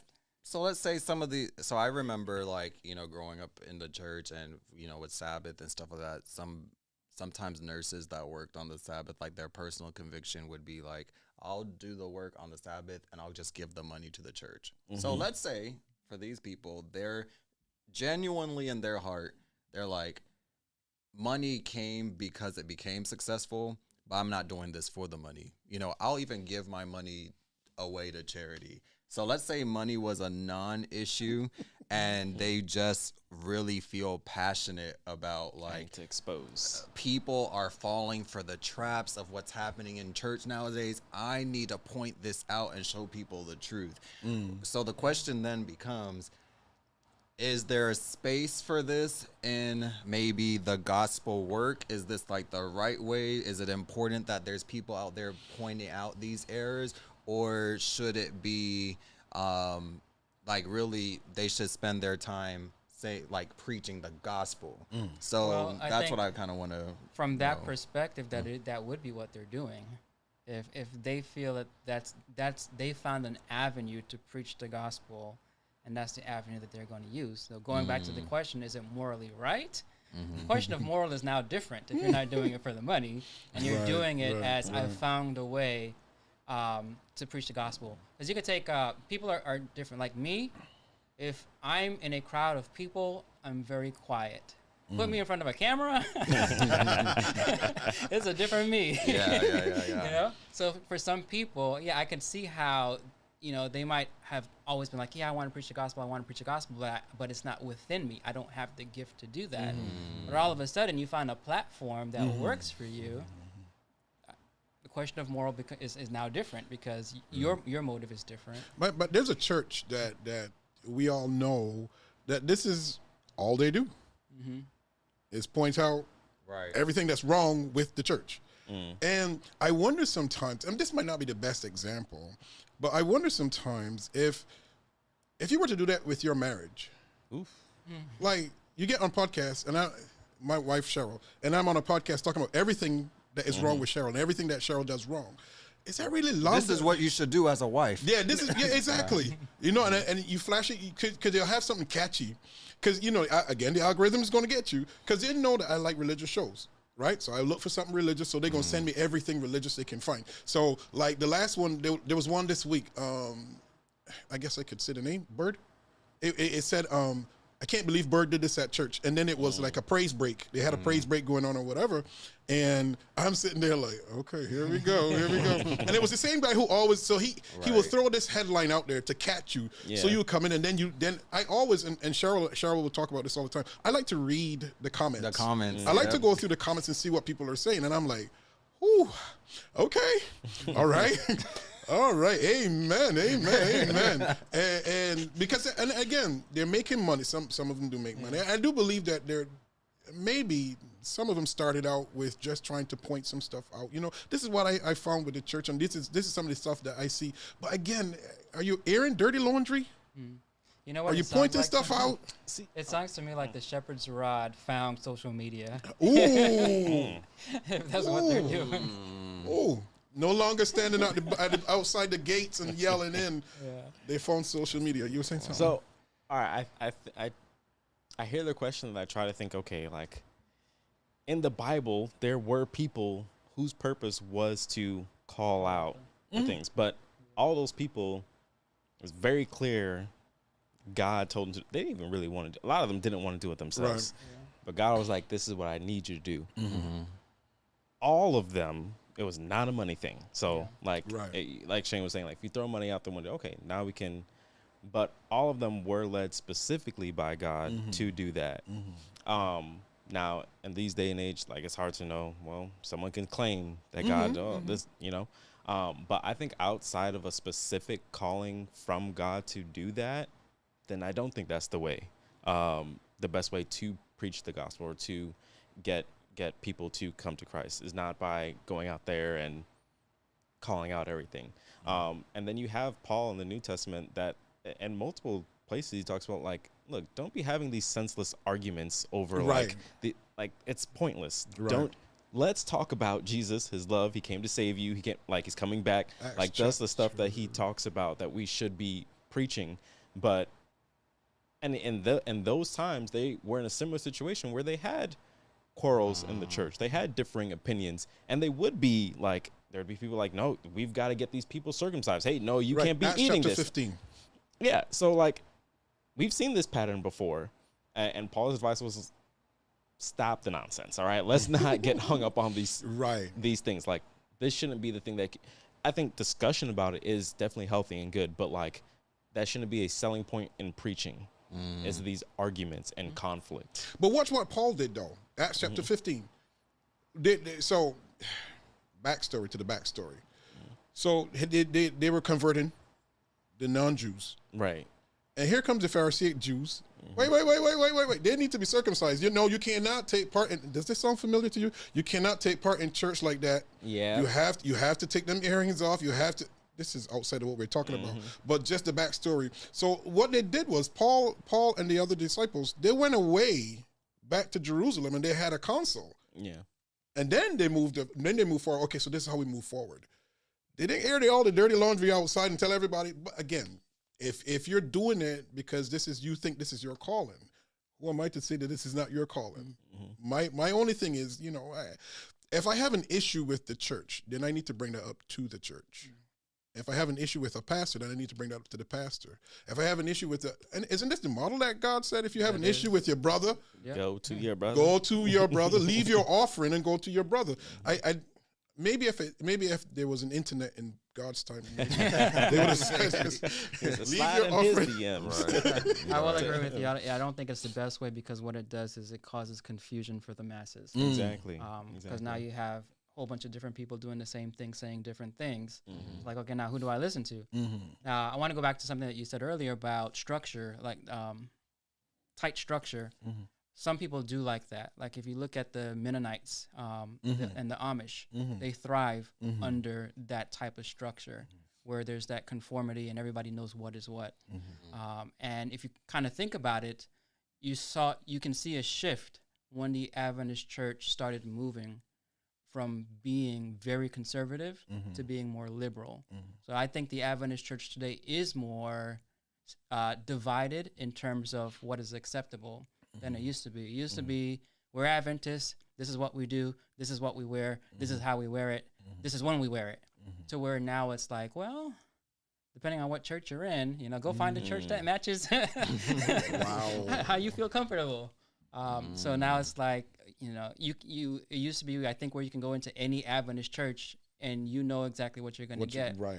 Now you don't know what you're going to get. You step into a church and it's like, well, you got to search online first to figure out, is that the church I'm going to go to? Am I going to feel comfortable that's there? That's a sad commentary. Yeah. Is it? Well, but Yasmin said, how is this different from what most of our pastors are doing today? And I guess it's just like when How's it different? When I was talking, I guess I think it was when I was talking about how people are kind of reviewing what's happening in churches. Pastors preach and include that type of stuff too. True. I mean, we're on a show reviewing them, talking about other people, right? True. So it's just like, I guess at the end of the day, your source of truth has to be the Bible first and only, like God, the Bible, because if your source of information and spiritual feeding is just media, that's when it's just going to be confusing and noisy. So I think it could get really, really confusing of like, man, what do I believe? Because again, like we said with the political section, you have these guys that are saying, like, man, look at what's happening in the church. Like, we're losing our way. Like, come back to Christ. And that sounds compelling. Like, it sounds like... Why? There's two things they're targeting. Right. Fear and anger. Right. And then there's the other side that's just like, these are extremes. And, like, why does it have to be, this way? So... But with a pastor, though, preaching, he's going to bring that back to... and I would hope. I would hope that his focus, this is what we do, but this is what we need, and bring some scripture and show us this is what we need. This is the path we need to be going down. This is the path we need to be walking. You find less of that today. I noticed than you used to. I noticed, and the Bible talks about that in Revelations. People having itchy ears. You're preaching a sermon that get a laugh and get people riled up, but you're not preaching in the gospel. And so you ask 3 people after the sermon, what was the sermon about? Oh, you remember the joke that he said? Right. Okay. So unfortunately for them, like everybody else, they're competing with what social media has That's done. true. Like our attention span Is is so short. You know, so it's like if they you have don't talk to, a they certain compete, way, yeah. at a certain speed, a certain pitch. Yeah. Don't yeah. have this. And I then think a lot of it's- yeah. pastors are learning to preach differently to kind of combat that. Cadence. You preach And a there's certain. some skill, I guess, but Yeah, that's why I like it. Very I like. interesting. I mean, the guy we had the other day, last week, he was really good. He was really good. He preached. mind me. I don't remember his name. Oh, okay. Well, we're gonna have to look back. Homecoming. Oh He yeah. preached. Pastor Evans. Yeah. Yeah, he Yes. preached us. Yeah, he was good, preached a yeah. sermon. Go back and see it. So the last part is socially. All right. Oh, Racism. Come back to. Oh, so somebody posted, "Come back to Christ is the problem. It should be pushed forward to Christ. What we did in the past doesn't mean it was right." That's true. Mm. I wanted to Or pick the that up only when way. Gavin Or was the talking only about way, West yeah. Indian, older West Indians. Yeah. I consider this as an older West Indian, not the oldest, but as an older West Indian. Yeah. I can say that growing up, because I honestly, I grew up in a household where I remember my brother had this little makeshift radio thing we were listening to. We were out of school, we were listening to music, whatever. And I remember my father coming home and unplugging the music. I remember that vividly because you listen to a certain kind of music, you only do Seventh-day Adventist, you only do these things. And we came to the United States and we want to tell the people in the United States how to be religious and how to be good Seventh-day Adventists. And I'm like, okay, they've been doing that for a lot longer than we have, but and let me say it this way. We in the West Indies have a very Eurocentric way of worshiping. We do. Right? So, holy, holy. And If you put a beat to that holy, oh no. And it's also how they taught us to be religious. Exactly. Which is different from if you go to our state churches. They have been very different from what has been going on in the Caribbean. The idea of holiness is very different. So, yeah. Now that's a good point because one of my first bullets under social space now is racism is being mentioned more and more, and so you guys kind of talk a little. I know. Is it? Yeah, no, it's not. I don't think it it is is. being mentioned more plainly in politics.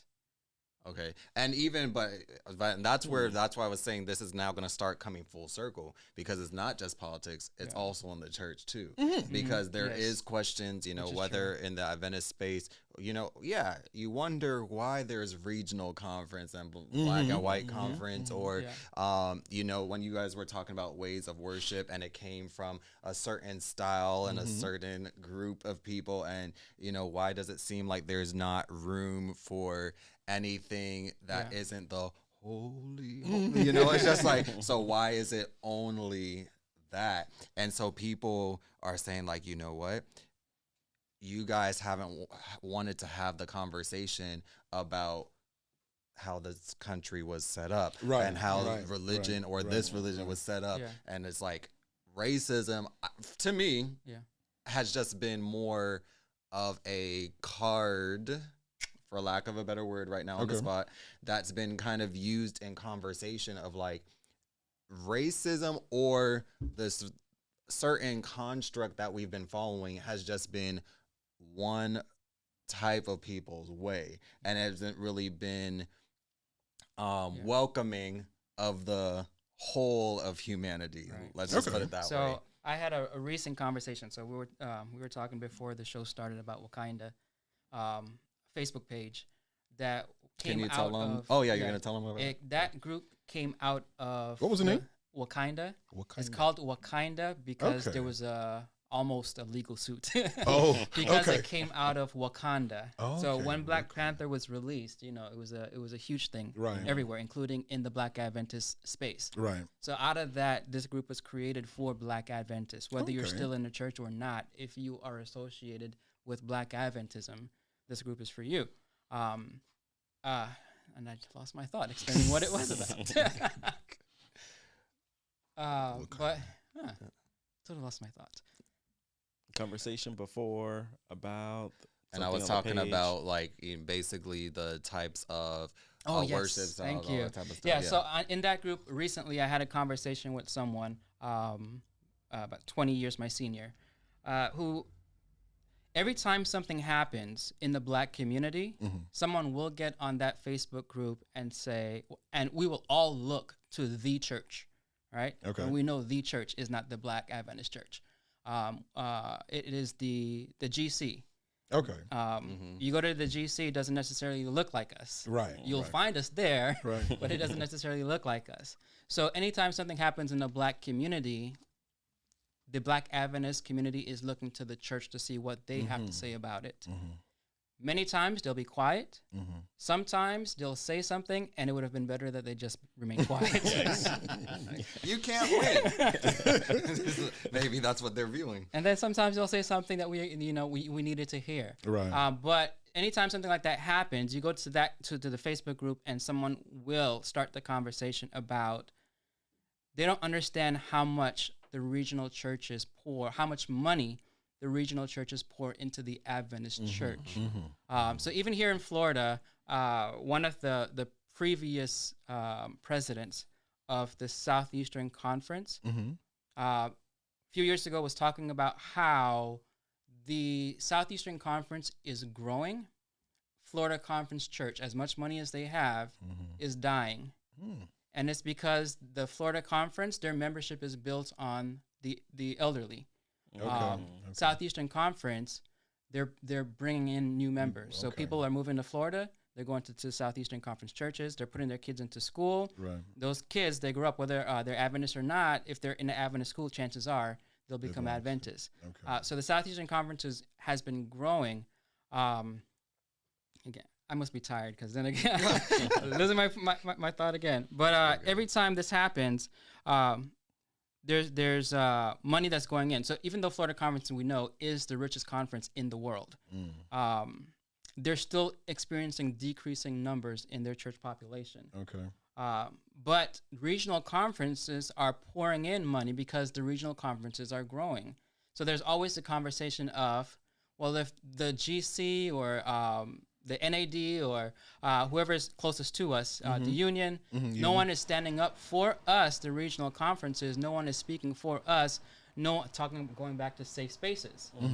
Am I feeling like I'm in a safe space in the Adventist church as a member of a Black conference? Okay. So someone is going to be like, well, what would happen if we pulled out our resources? Right. It's right. like California. We hear that. If California decided to become their own country, guess what?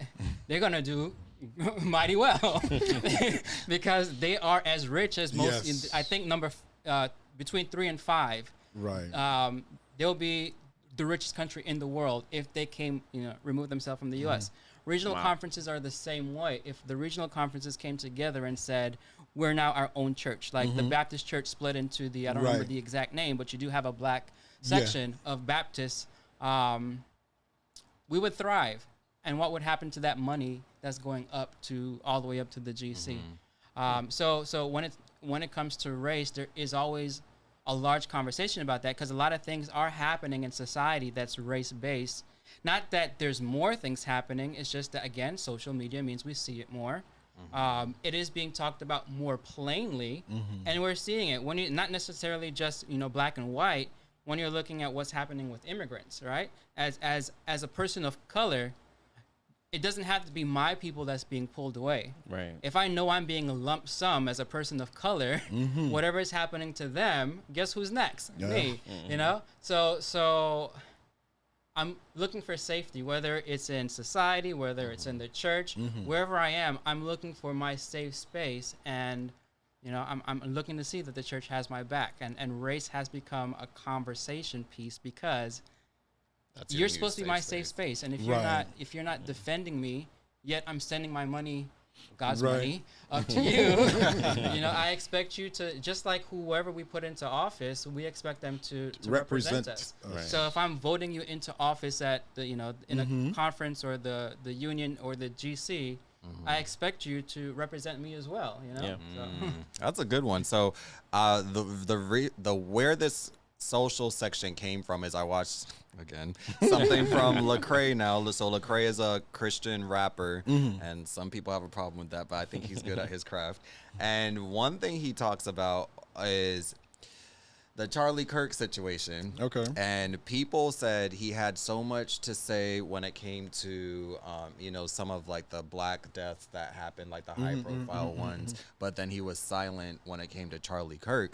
And so people are paying attention to when you speak up, and also paying attention to when you decided to stay silent. Right. Yeah. And so that's one of the social constructs now where it's just like, I mean, he's free to do what he wants, right? It's his platform, it's his, opinions and stuff like that. But people are paying attention.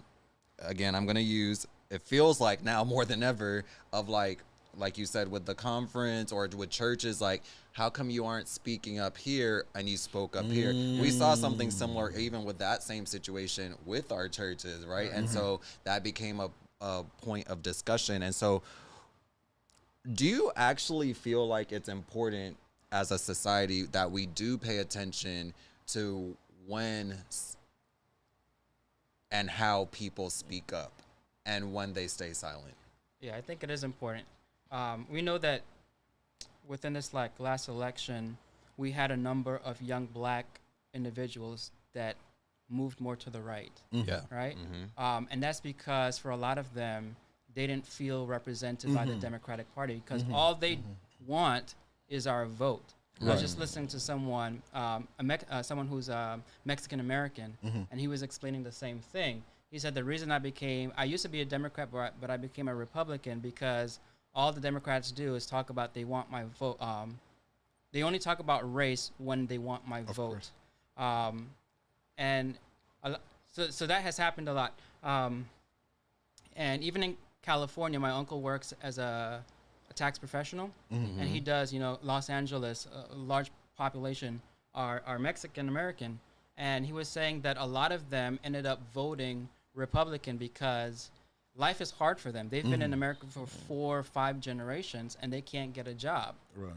So they're looking at what was being said, and they were looking for representation. Who's going to help me to get a job? Looking for representation being my point is that that's what we're doing. I'm telling you, I'm tired. You're good. You're good. We're looking for representation. Yeah. And your original question was, I hope you're not asking me. no. So my original question was from the standpoint of when it comes to like these social issues and when you're speaking up and when you're staying silent. Okay, so in staying silent. So the same thing that happens in politics is happening in the church. Yes. Right? So I'm looking for representation who's representing me. And if you're not representing me, I start to ask the question, why am I here? The same way they were looking for my vote but doing nothing for me, you're looking for my 10%, and you're not doing anything for me. Right. So what can I do with that 10% and still honor God? Okay. What can I do with myself and place myself where I do feel represented and again safe? So if there's just silence and crickets when I need to know that what I'm feeling is justified, and not being told, well, just to be quiet because Christ is coming back again and that's what you need to focus on. Yeah, but I got to live today and I have to deal with what's going on today. Right. Can you please speak to that? Right. So I know what to do and I have some sort of comfort. But your silence is speaking louder than, than anything. It's telling me that you're not for me and you're not concerned about my well-being. So I start to look and I start to wonder. I think we need to seek God in wisdom, because I noticed when there were times when Christ was being accused or whatever, and he would say nothing. Not, the Bible says, not a mumbling word. And then there were times he would speak up, and when he spoke, it was so profound that he would put him to shame and to silence. Sometimes he would just write in the sand. And then, grown men would be like, oh, okay, yeah. Let me step back. And you on my street now, God. Right. So I think if we speak in wisdom and knowing when to speak up, because at the same time, and this might sound wrong, but you say the wrong thing You're canceled. Yeah, not just canceled, Yeah. because as a matter of fact, they're coming after your exemptions now. Yeah. So you say the wrong thing, and you might be looking at, like today, for example, I went over to the trophy place, and she was like, you're exempt, right? I'm like, yeah, of course we're exempt, so we don't pay the taxes. Now imagine if I said something wrong or whatever, or the church said something wrong. And I'm not saying that we shouldn't speak up, right, just to save our exemption, but I'm just saying there are people within our organization who are very cautious about what they say, when they say it, how they say it. Which is true. I think we're very, I think for the most part, we're underrepresented. Oh, for sure. When we look upwards, we're very underrepresented, and I think we need some more of us to speak up and to to have a voice, so that we feel like we have a voice. But I think the whole issue of race comes up because of the fact that the society that we live in now is very race charged. And Well, this country has always the been- country is, I mean, it was built on it was, slavery but and- there was a time, there was a lull for a long time. There was a lull. That's why I'm like, that's why There I was a describe no. things Here's that my feel point. Here's my that point. way. Here's my point. You think it was To their a larger silence.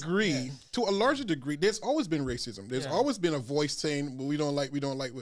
But there was a lull in certain communities where you would not hear that. In certain places where you would not hear that. Yeah, there were safe spaces. There were safe Like spaces. even right but now, there's you no have- safe spaces now. They tell you, and there are people who will come out. There are people who will come out now and say, I don't like you. And I don't like you because of who you are. Yes, because you know why? They feel empowered. They've been empowered to go back. So it's not that it wasn't there. It was that society has shifted. So talking I love talking to my brother, Keenan. Society has shifted over time, right? So America was built on slavery. We all know. Well, it's no longer a fact, right? Wow. It's being, but we know America started with a system of slavery. Yes. Slavery ended, then the Jim Crow era started, all the way up until 1960, 64, 65, right? After that, it was people moving away from, basically, it's been a society of people waiting for people to die. Okay. For us to move past the era. Because there's still people who are alive today. Yes. A lot of people still alive today. Yes. Who are still a part of the Jim Crow South. Yes. And there's still people who are alive today who have great grandparents Yes. who were born in slavery. slavery. You will still find some of those. Very rare, but you will. So that has been society. But we've gotten to a point. So like in the 80s, 90s, 2000, where things started to shift. And the reason I say I love talking to my brother is because I was talking to him about how whether society is moving to the left or to the right. The great thing about a two-party system is that you got to pull back and forth, back and forth, back and forth. So much so that it really, in time, keeps you centered. Okay. But in reality, what has been happening over time is that society has slowly moved more to the left. Okay. To the left. But it's happened so slowly that you don't realize it. There's just the 4 to 8 years of anger that I don't agree with what's going on. But, we're going to go back to normal in 4 or 8 years. But over time, things have always in America been moving more to the liberal side. For example, going from slavery to freedom, that's a move to the left. Going from Jim Crow South to the Civil Rights Act, that's a move to the left. Providing support and efforts to kids in low-income communities who have been affected by the past, that's a move to the left. We've always been moving to the left. Whether we agree with it or not, the movement for the LGBTQ community, allowing them to be married, that's a move to the left. But then we ended to a point where somebody got into a position where they can say, we've gone too far to the left. And what has happened is that the shift back to the right has been extreme. So rapid that we all feel it. If it was happening slowly, it would just, we've been moving in the reverse, but it would have been give and take. But it was so drastic that we felt it. So it has always been there. It's just that because things are happening so drastically right now, that things are bubbling into the surface. And as you said, people feel empowered. Yes. Because we see our own leader being empowered to say things. Nationally, well, not just nationally, but internationally. So if he can do it, why can't I? Most powerful person in the world can do it. Why can't I? So it gives people that freedom to speak and say what they, we talk about freedom of speech. I really can't tell you. Really? You Is that still a thing? Freedom of speech? But if I believe in freedom of speech and I want to say what I have to say, who am I to tell you to be quiet? Right. The one part that, and you hit it right when I was thinking of saying it, I think that's been the thing. I think one side has felt like they felt the effects of the other side for so long and have kind of more or less put up with it that the correction is feeling extreme, like no more silence. It's just we are going to get this, back on track, or we're going to be heard. Right. And I think that's what's like quelling up to the top right now with both sides, So, but you also said something that's important is that we've been lulled. Talking specifically about the Black community, we've been lulled. Like when I first moved to Miami, I was listening to NPR, and they said one of the worst things to happen to the Black community was integration. And I'm like, what?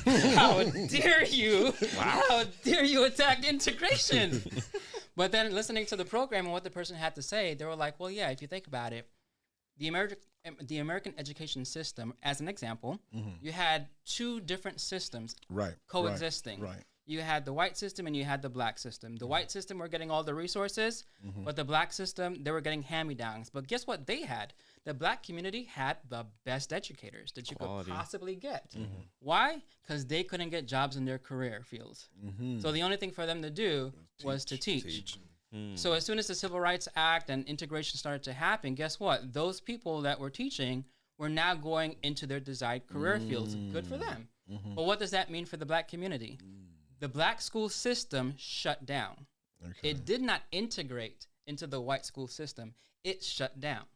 Remember now, the white school system was a racist system because they did not want integration. They did not want Black and Hispanic kids in their schools. So you shut down the Black system with integration because that is now the law. And you took all of those kids, fired the teachers because you can't use them, took a few here or there, so you said you have them. But you took all of the kids because the law is you have to educate them all, and you put them into the same existing system. Did you change the system? No. All we did with time is we passed laws to help the kids who have been disadvantaged. Did it really work over time? That's debatable. But now we have a system that is actually more segregated today than it has ever been, including during segregation. And you have kids who are... they're worse off. They say right now the average reading grade level is a sixth grade reading level. Yes, I saw that. And that doesn't just affect Black kids; it affects all kids. Wow, that's. Here's a question that I just thought of. How did my get down there? Shane, leave me alone. You hear me just fine. With us talking about being low distraction, things that the devil is doing, do we think that the radical shifts that have been happening, the voice that race has been given, like everything just seems racial, do we think that could possibly be something the devil is using to distract us, especially if we're talking about end times and stuff? Well, then how do we do that balancing out? Because it is still important, but also we don't want to be distracted. So I remember growing up, and what got me on my journey, and you come up as a Seventh-day Adventist, right? We weren't always Seventh-day Adventists, from what I was told. We were Baptist, and a Seventh-day Adventist came around. I guess he was distributed in tracts or something, and that's how we got the message. At any rate, I remember my church. This is back home. It was a 3-tier church, so we had a basement. We would have power finders and stuff in the basement. And I remember we were doing foot washing, and a friend came over to me. His name is Raj. And he came over to me. He said to me, when you close your eyes, what do you see? When you think of Jesus, do you see a Black God or a white God? And that started me on my journey, because I'm like,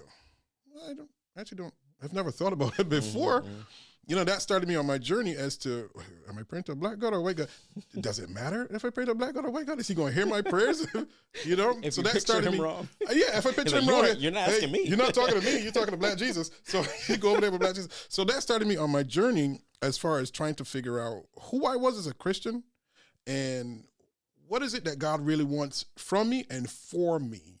And in that search and in that journey, I remember one day, I had shaved my head, and Raz shaved his head, and another friend of mine shaved his head. So there's like 3 shaved head kids in the church. It had nothing to do with religion, but the church came together. The church board came together. I happened to be in the United States at the time. I came up for something. I don't remember. Oh, I remember now.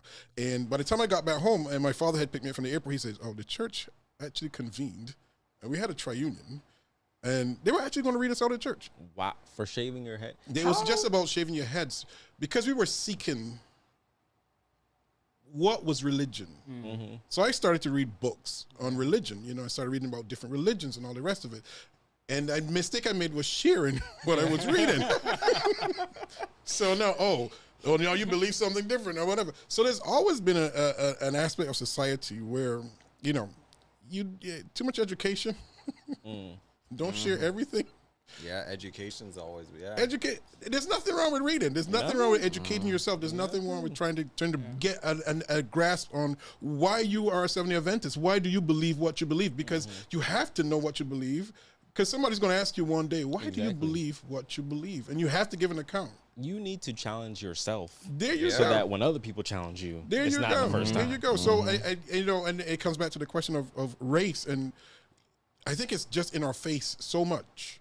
But it's always been there. In the West Indies, it's more of a class system. Yeah. Example, Right. I remember this because I saw it firsthand. I went into a store. I don't remember exactly what it was. Let's say it was a pen. Going to the store. Ma'am, do you have any more of these red pens? No. Oh, Okay. Here comes somebody of a different persuasion than me. Ma'am, do you have any red pens? No, she knows she does not have any. Let me go in the back and check. Man, you just told me no. Now you're going in the back and check. Really? So it was more of a class system. When I moved to the United States, my eyes were so wide. I'm like, wow. Yeah. I never understood slavery and the journey that the Americans had to go through. Because the worst thing that happened to me, a white lady set a dog on me. That was the worst. And I was on my way to church. I happened to be in a neighborhood, predominantly white neighborhood. This is in Barbados. I was in a predominantly white neighborhood, and I should say she set the dog on me. The dog was running over there. She never called the dog back. Yeah. So we were, I'm walking to church. She thought y'all were playing. No, playing. We don't play like that, man. And she's standing there just watching the dog. The dog, trying to bite us and all the rest of it. And that was about the worst I saw. But moving to the United States, and I saw from firsthand what the journey that some of these people had to go through. And I'm like, wow. Not only that, and I hate to say this, but what the church has done to us, what organizations, hospitals have done to us. I mean, and you learn about some of our roots. Seventh-day Adventist Church, we had to be in the balcony as blacks. Seventh-day Adventist Church, early Seventh-day Adventist churches. And has the church ever apologized to us and say, we're sorry we put you through that we were wrong? Yeah. They gave us our own conference. Give us your own conference. Right here, look. You take that. Here's your own conference, because, when we get to heaven, we'll have... Blacks only. But I always remind my older brother that you have to remember that we are tribal creatures. Okay. Right? So in America, it's a conversation about race. You go outside of America, it's a different conversation. You go to Africa, it's literally what tribe do you belong to? Right. And throughout history, it has always been a conflict. Let's say it wasn't the Europeans that colonized the world, but it was, Africans. The conversation would have been flipped. Okay, true. Go back even to the Bible. They didn't call it tribalism, but basically, it was the Israelites against the Philistines. Right. Or the Ammonites or whoever. Go back as far as you can in human history. You'll always find one tribe against another. Okay. And that's how we're tribal creatures. So basically, what we are, God created us as social creatures. Unfortunately, the side effect of that in the world that we live in is tribalism. So for us in America, it's a conversation about race, but if you go anywhere else, it's a different conversation. Like before the evolution of the internet, someone will come to the U.S. and wouldn't know they're black until they got here. Yeah. So Yeah, that's true. True. Well, This has been, I mean, I told Andre before even we started, I was like, I'm so excited for this topic because I'm just like, I think we have the good people to talk about it. And I think I've even learned a lot just being here, just thinking like, man, between politics, racism, or not racism, religion, social, which included like the racism and stuff like that. It can just be overwhelming when you take that time and sit back and be like, man, a lot is going on. And that's where this whole idea of like, is it end times or is it hard times? Because there's just like so much going on. What way is right? Should we be paying attention to all this? Is it a huge distraction? And like, you know, like God stay focused on me. So I wanted to think through, like, you know, what does the Bible say about it? And I know we mentioned some of them, like knowledge will increase. There will be wars and rumors of wars. The wheat and the tares are going to grow together. Even the guy that talked about the rapture, he said, like, hey, this is going to happen. The wheat and the tares are going to grow together. The people that are making fun of me might be the tares, and like people like me are the wheat, you know. Marrying and giving into marriage will allow people to believe their lies will be happening. Christ would come back like a thief in the night. So it's just like you won't. It's just like for the people that aren't ready, it's gonna be like, where did you come from? And then we talked about if it were possible for the very elect to be deceived, they would be. So the Bible has provided a lot of guidance. So should we, I guess, what should our position be? Because, you know, Andre has like a note in here talking about how can we live with a sense of spiritual urgency without losing peace or become like enthralled in the distractions that are happening. How do you have that balance? So I remember C.D. Brooks gave a testimony one time while he was preaching. So he was flying back. I want to say he was doing a crusade in Mexico somewhere. He was flying back to the United States. And then he said, while sitting there, you know, there's a soldier sitting there. He has a little magazine. He's going through his magazine. There's a businessman on that side. He's doing something, business, calculating something. There's somebody else over here doing things. They're playing cards. Can we get 2 more for cards? So they go over there. They're playing some cards and all the rest of it. There's a lady sitting next to him. And he said, here comes the air hostess, and she's walking by, and he said she was white as a ghost. Like, okay. So she goes quickly to the back, and then she goes quickly back to the front. So he said, but people are still doing their thing. And then she goes back again, and he was like, okay, something is wrong here. And then she goes, and then an announcement comes over, you know, something is wrong. Okay, here's Mr. Businessman. Oh, it's time to die? Okay, let me put my calculator away. Let me close this briefcase. The guy with the magazine, he starts putting that away. You know, he took that back in there. He tried to shove it as far down into the thing as he can. The cards are put away. It's time to die. The lady next to him, he says she grabbed onto him without his wife's permission. Because, you know, but he said he looked, I guess he looked out the window, but he saw a reflection of his face. And he was in such peace. And the question is, where did that peace come from? It's time to die, but you're at peace. You're not panicking. So that has to be a relationship that he had with God, from not just when the lady walked by, he started saying this prayer, oh Lord, please. No, that comes with it. So again, when 9/11, after 9/11, we could not get a seat in church. You couldn't get a place to park. Now you can choose any seat you want, and you can park your car anywhere you want. Every time there's a crisis or something happens, we catch religion. You got to go to jail. That's why religion is big in jail. You're and we call it jailhouse religion. Yeah. You catch religion when you go to jail. Anytime there's a crisis, you seek God. You stump your toe. What's the first thing you say? Oh, bye. Okay, there you go. You seek God. And I think if we seek God in the times, again, we go back to scripture. If you can't keep up with the horsemen, because they're the courageous, right? And this is where the analogy comes from. There's the courageous. They're the guys running next to it. But then the horses are way up there. How are you going to keep up with the horses if you can't even keep up with the little thing down here? So we have to start small. And when we see these things happening, don't just catch religion. Talk to God and ask God, where in this situation do you want me? The pandemic taught us to be reliant on God. And don't let that pass you. Don't let that slip by. Understand what happened. Understand that we could not go to church. And we were told not to come out your house. Some of us braved and came out of our houses and all the rest of it. But these are, again, And God allows these situations to happen to build us so that when times of trouble come, we are stronger for it. So we go through these little things, but that builds faith so that when the big things come, we don't have to be panicking and worrying like the rest of the world. We can say, you know what? So come Lord Jesus. It's like a shaking, it's like not only the faith part and building it, but it's also beginning to shake out like who's really real. There's going to be a sifting, but and that's the stuff that we do have to think about. Is like, I think from what I've seen, I feel like Adventists are pretty knowledgeable people. Like one of like the most knowledgeable from like a Bible standpoint. Yeah, we as do a read. collective message that I've seen, and it's just would still be a shame to kind of like know all that type of stuff and be lost. And like that's one of those potentials that is there for the right thing, but like Andre said a couple of times in the show, but being lulled to sleep.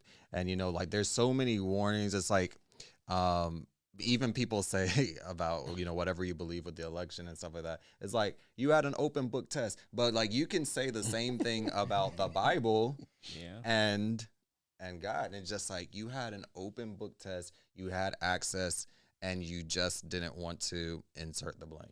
And, I think to your point, see, I'm trying to summarize everybody's points.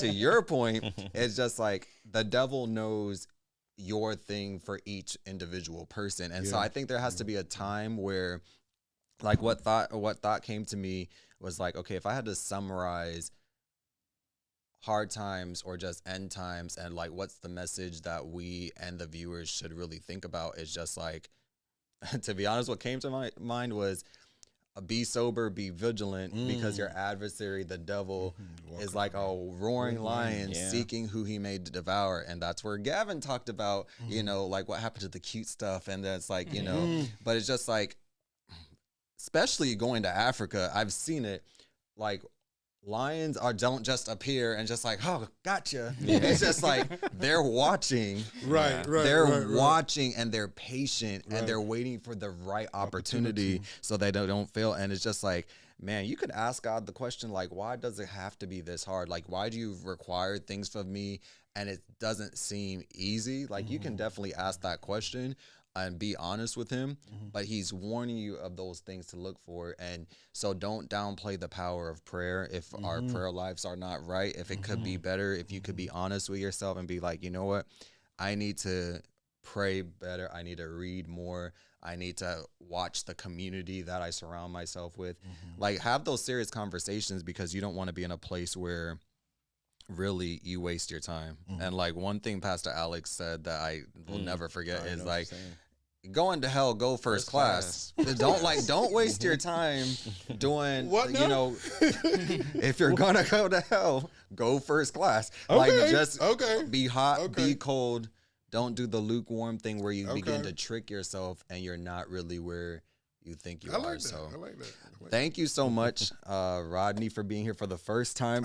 We were talking about like, why haven't we? I mean, we talked about it before, but we just never circled back. I felt like he told me no before. And like once he told me no one time, it's just like, man, my feelings are hurt. But we're so glad you came on. And then Gavin, thank you for coming back. And you have a drive, and he was already tired, you see. So it's just like, we appreciate you for being here, and thank you all for watching as well, and for being in the comments. Drew said peace is a deception. My God. Wow. Drew, wow. We're trying to wrap things up. Wow. Peace is a deception. Good Yeah. Lord. But we just want you to know a couple of things before we pray. A few announcements for you to know. Like and subscribe on these pages. This is how you know what's happening next. There's going to be a slide on the screen for text messages for our youth and young adult. There's 2 different numbers, so make sure if you want to know when things are happening, make sure you follow the instructions on screen about that. And then lastly, because this is our youth and young adults group, we want you to know that Well, actually, young adults, a lot of you have kids or you know people that have kids. So we want you to know that you can bring your children to church tomorrow. If you have kids, we have children's church, especially for them. And then also there's Boys and Girls Club for our youth ages 13 to 18 at 7 p.m. tomorrow night. So there's a lot of stuff happening at this church for our younger demographics. And then, of course, there's stuff for everybody as well. So we thank you so much for joining us. Roddy, can you pray us out? Sure. Appreciate it. But let me just say this before. Yeah. The 10 virgins. Mm-hmm. 10 virgins. So all 10 got invitations. Mm-hmm. All 10 had their outfits. They had their fits ready. Yeah. But 5 of them decided, let's just. All 10 went to sleep though. Right. Mm-hmm. Mm-hmm. They all slept. Mm-hmm. They all slept. But when that message came, hey, the bridegroom is here. When it was time to, hey, like, okay, let's go. Hey, can I borrow? Can you what now? No, I can't help you. So we got to be careful and we got to be ready at all times, because I do believe we're in the end times. So we finish out with that. I do believe we're in the end times, and we have to. Things are hard, but we have to be ready. Let's bow our heads.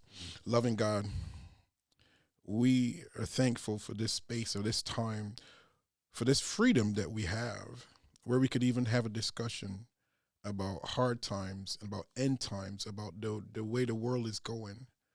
So we want to thank you, first of all, for being God and for allowing us to have this conversation. We want to thank you for your holy Sabbath day's rest. I pray that some messages, some nuggets, something would have touched the heart. Then we would have done our jobs. We bless and glorify your name. And above all else, please accept our praise, is my prayer. Amen. Amen. Thank y'all. We'll see you, I guess, next year on the next walk. Whoa.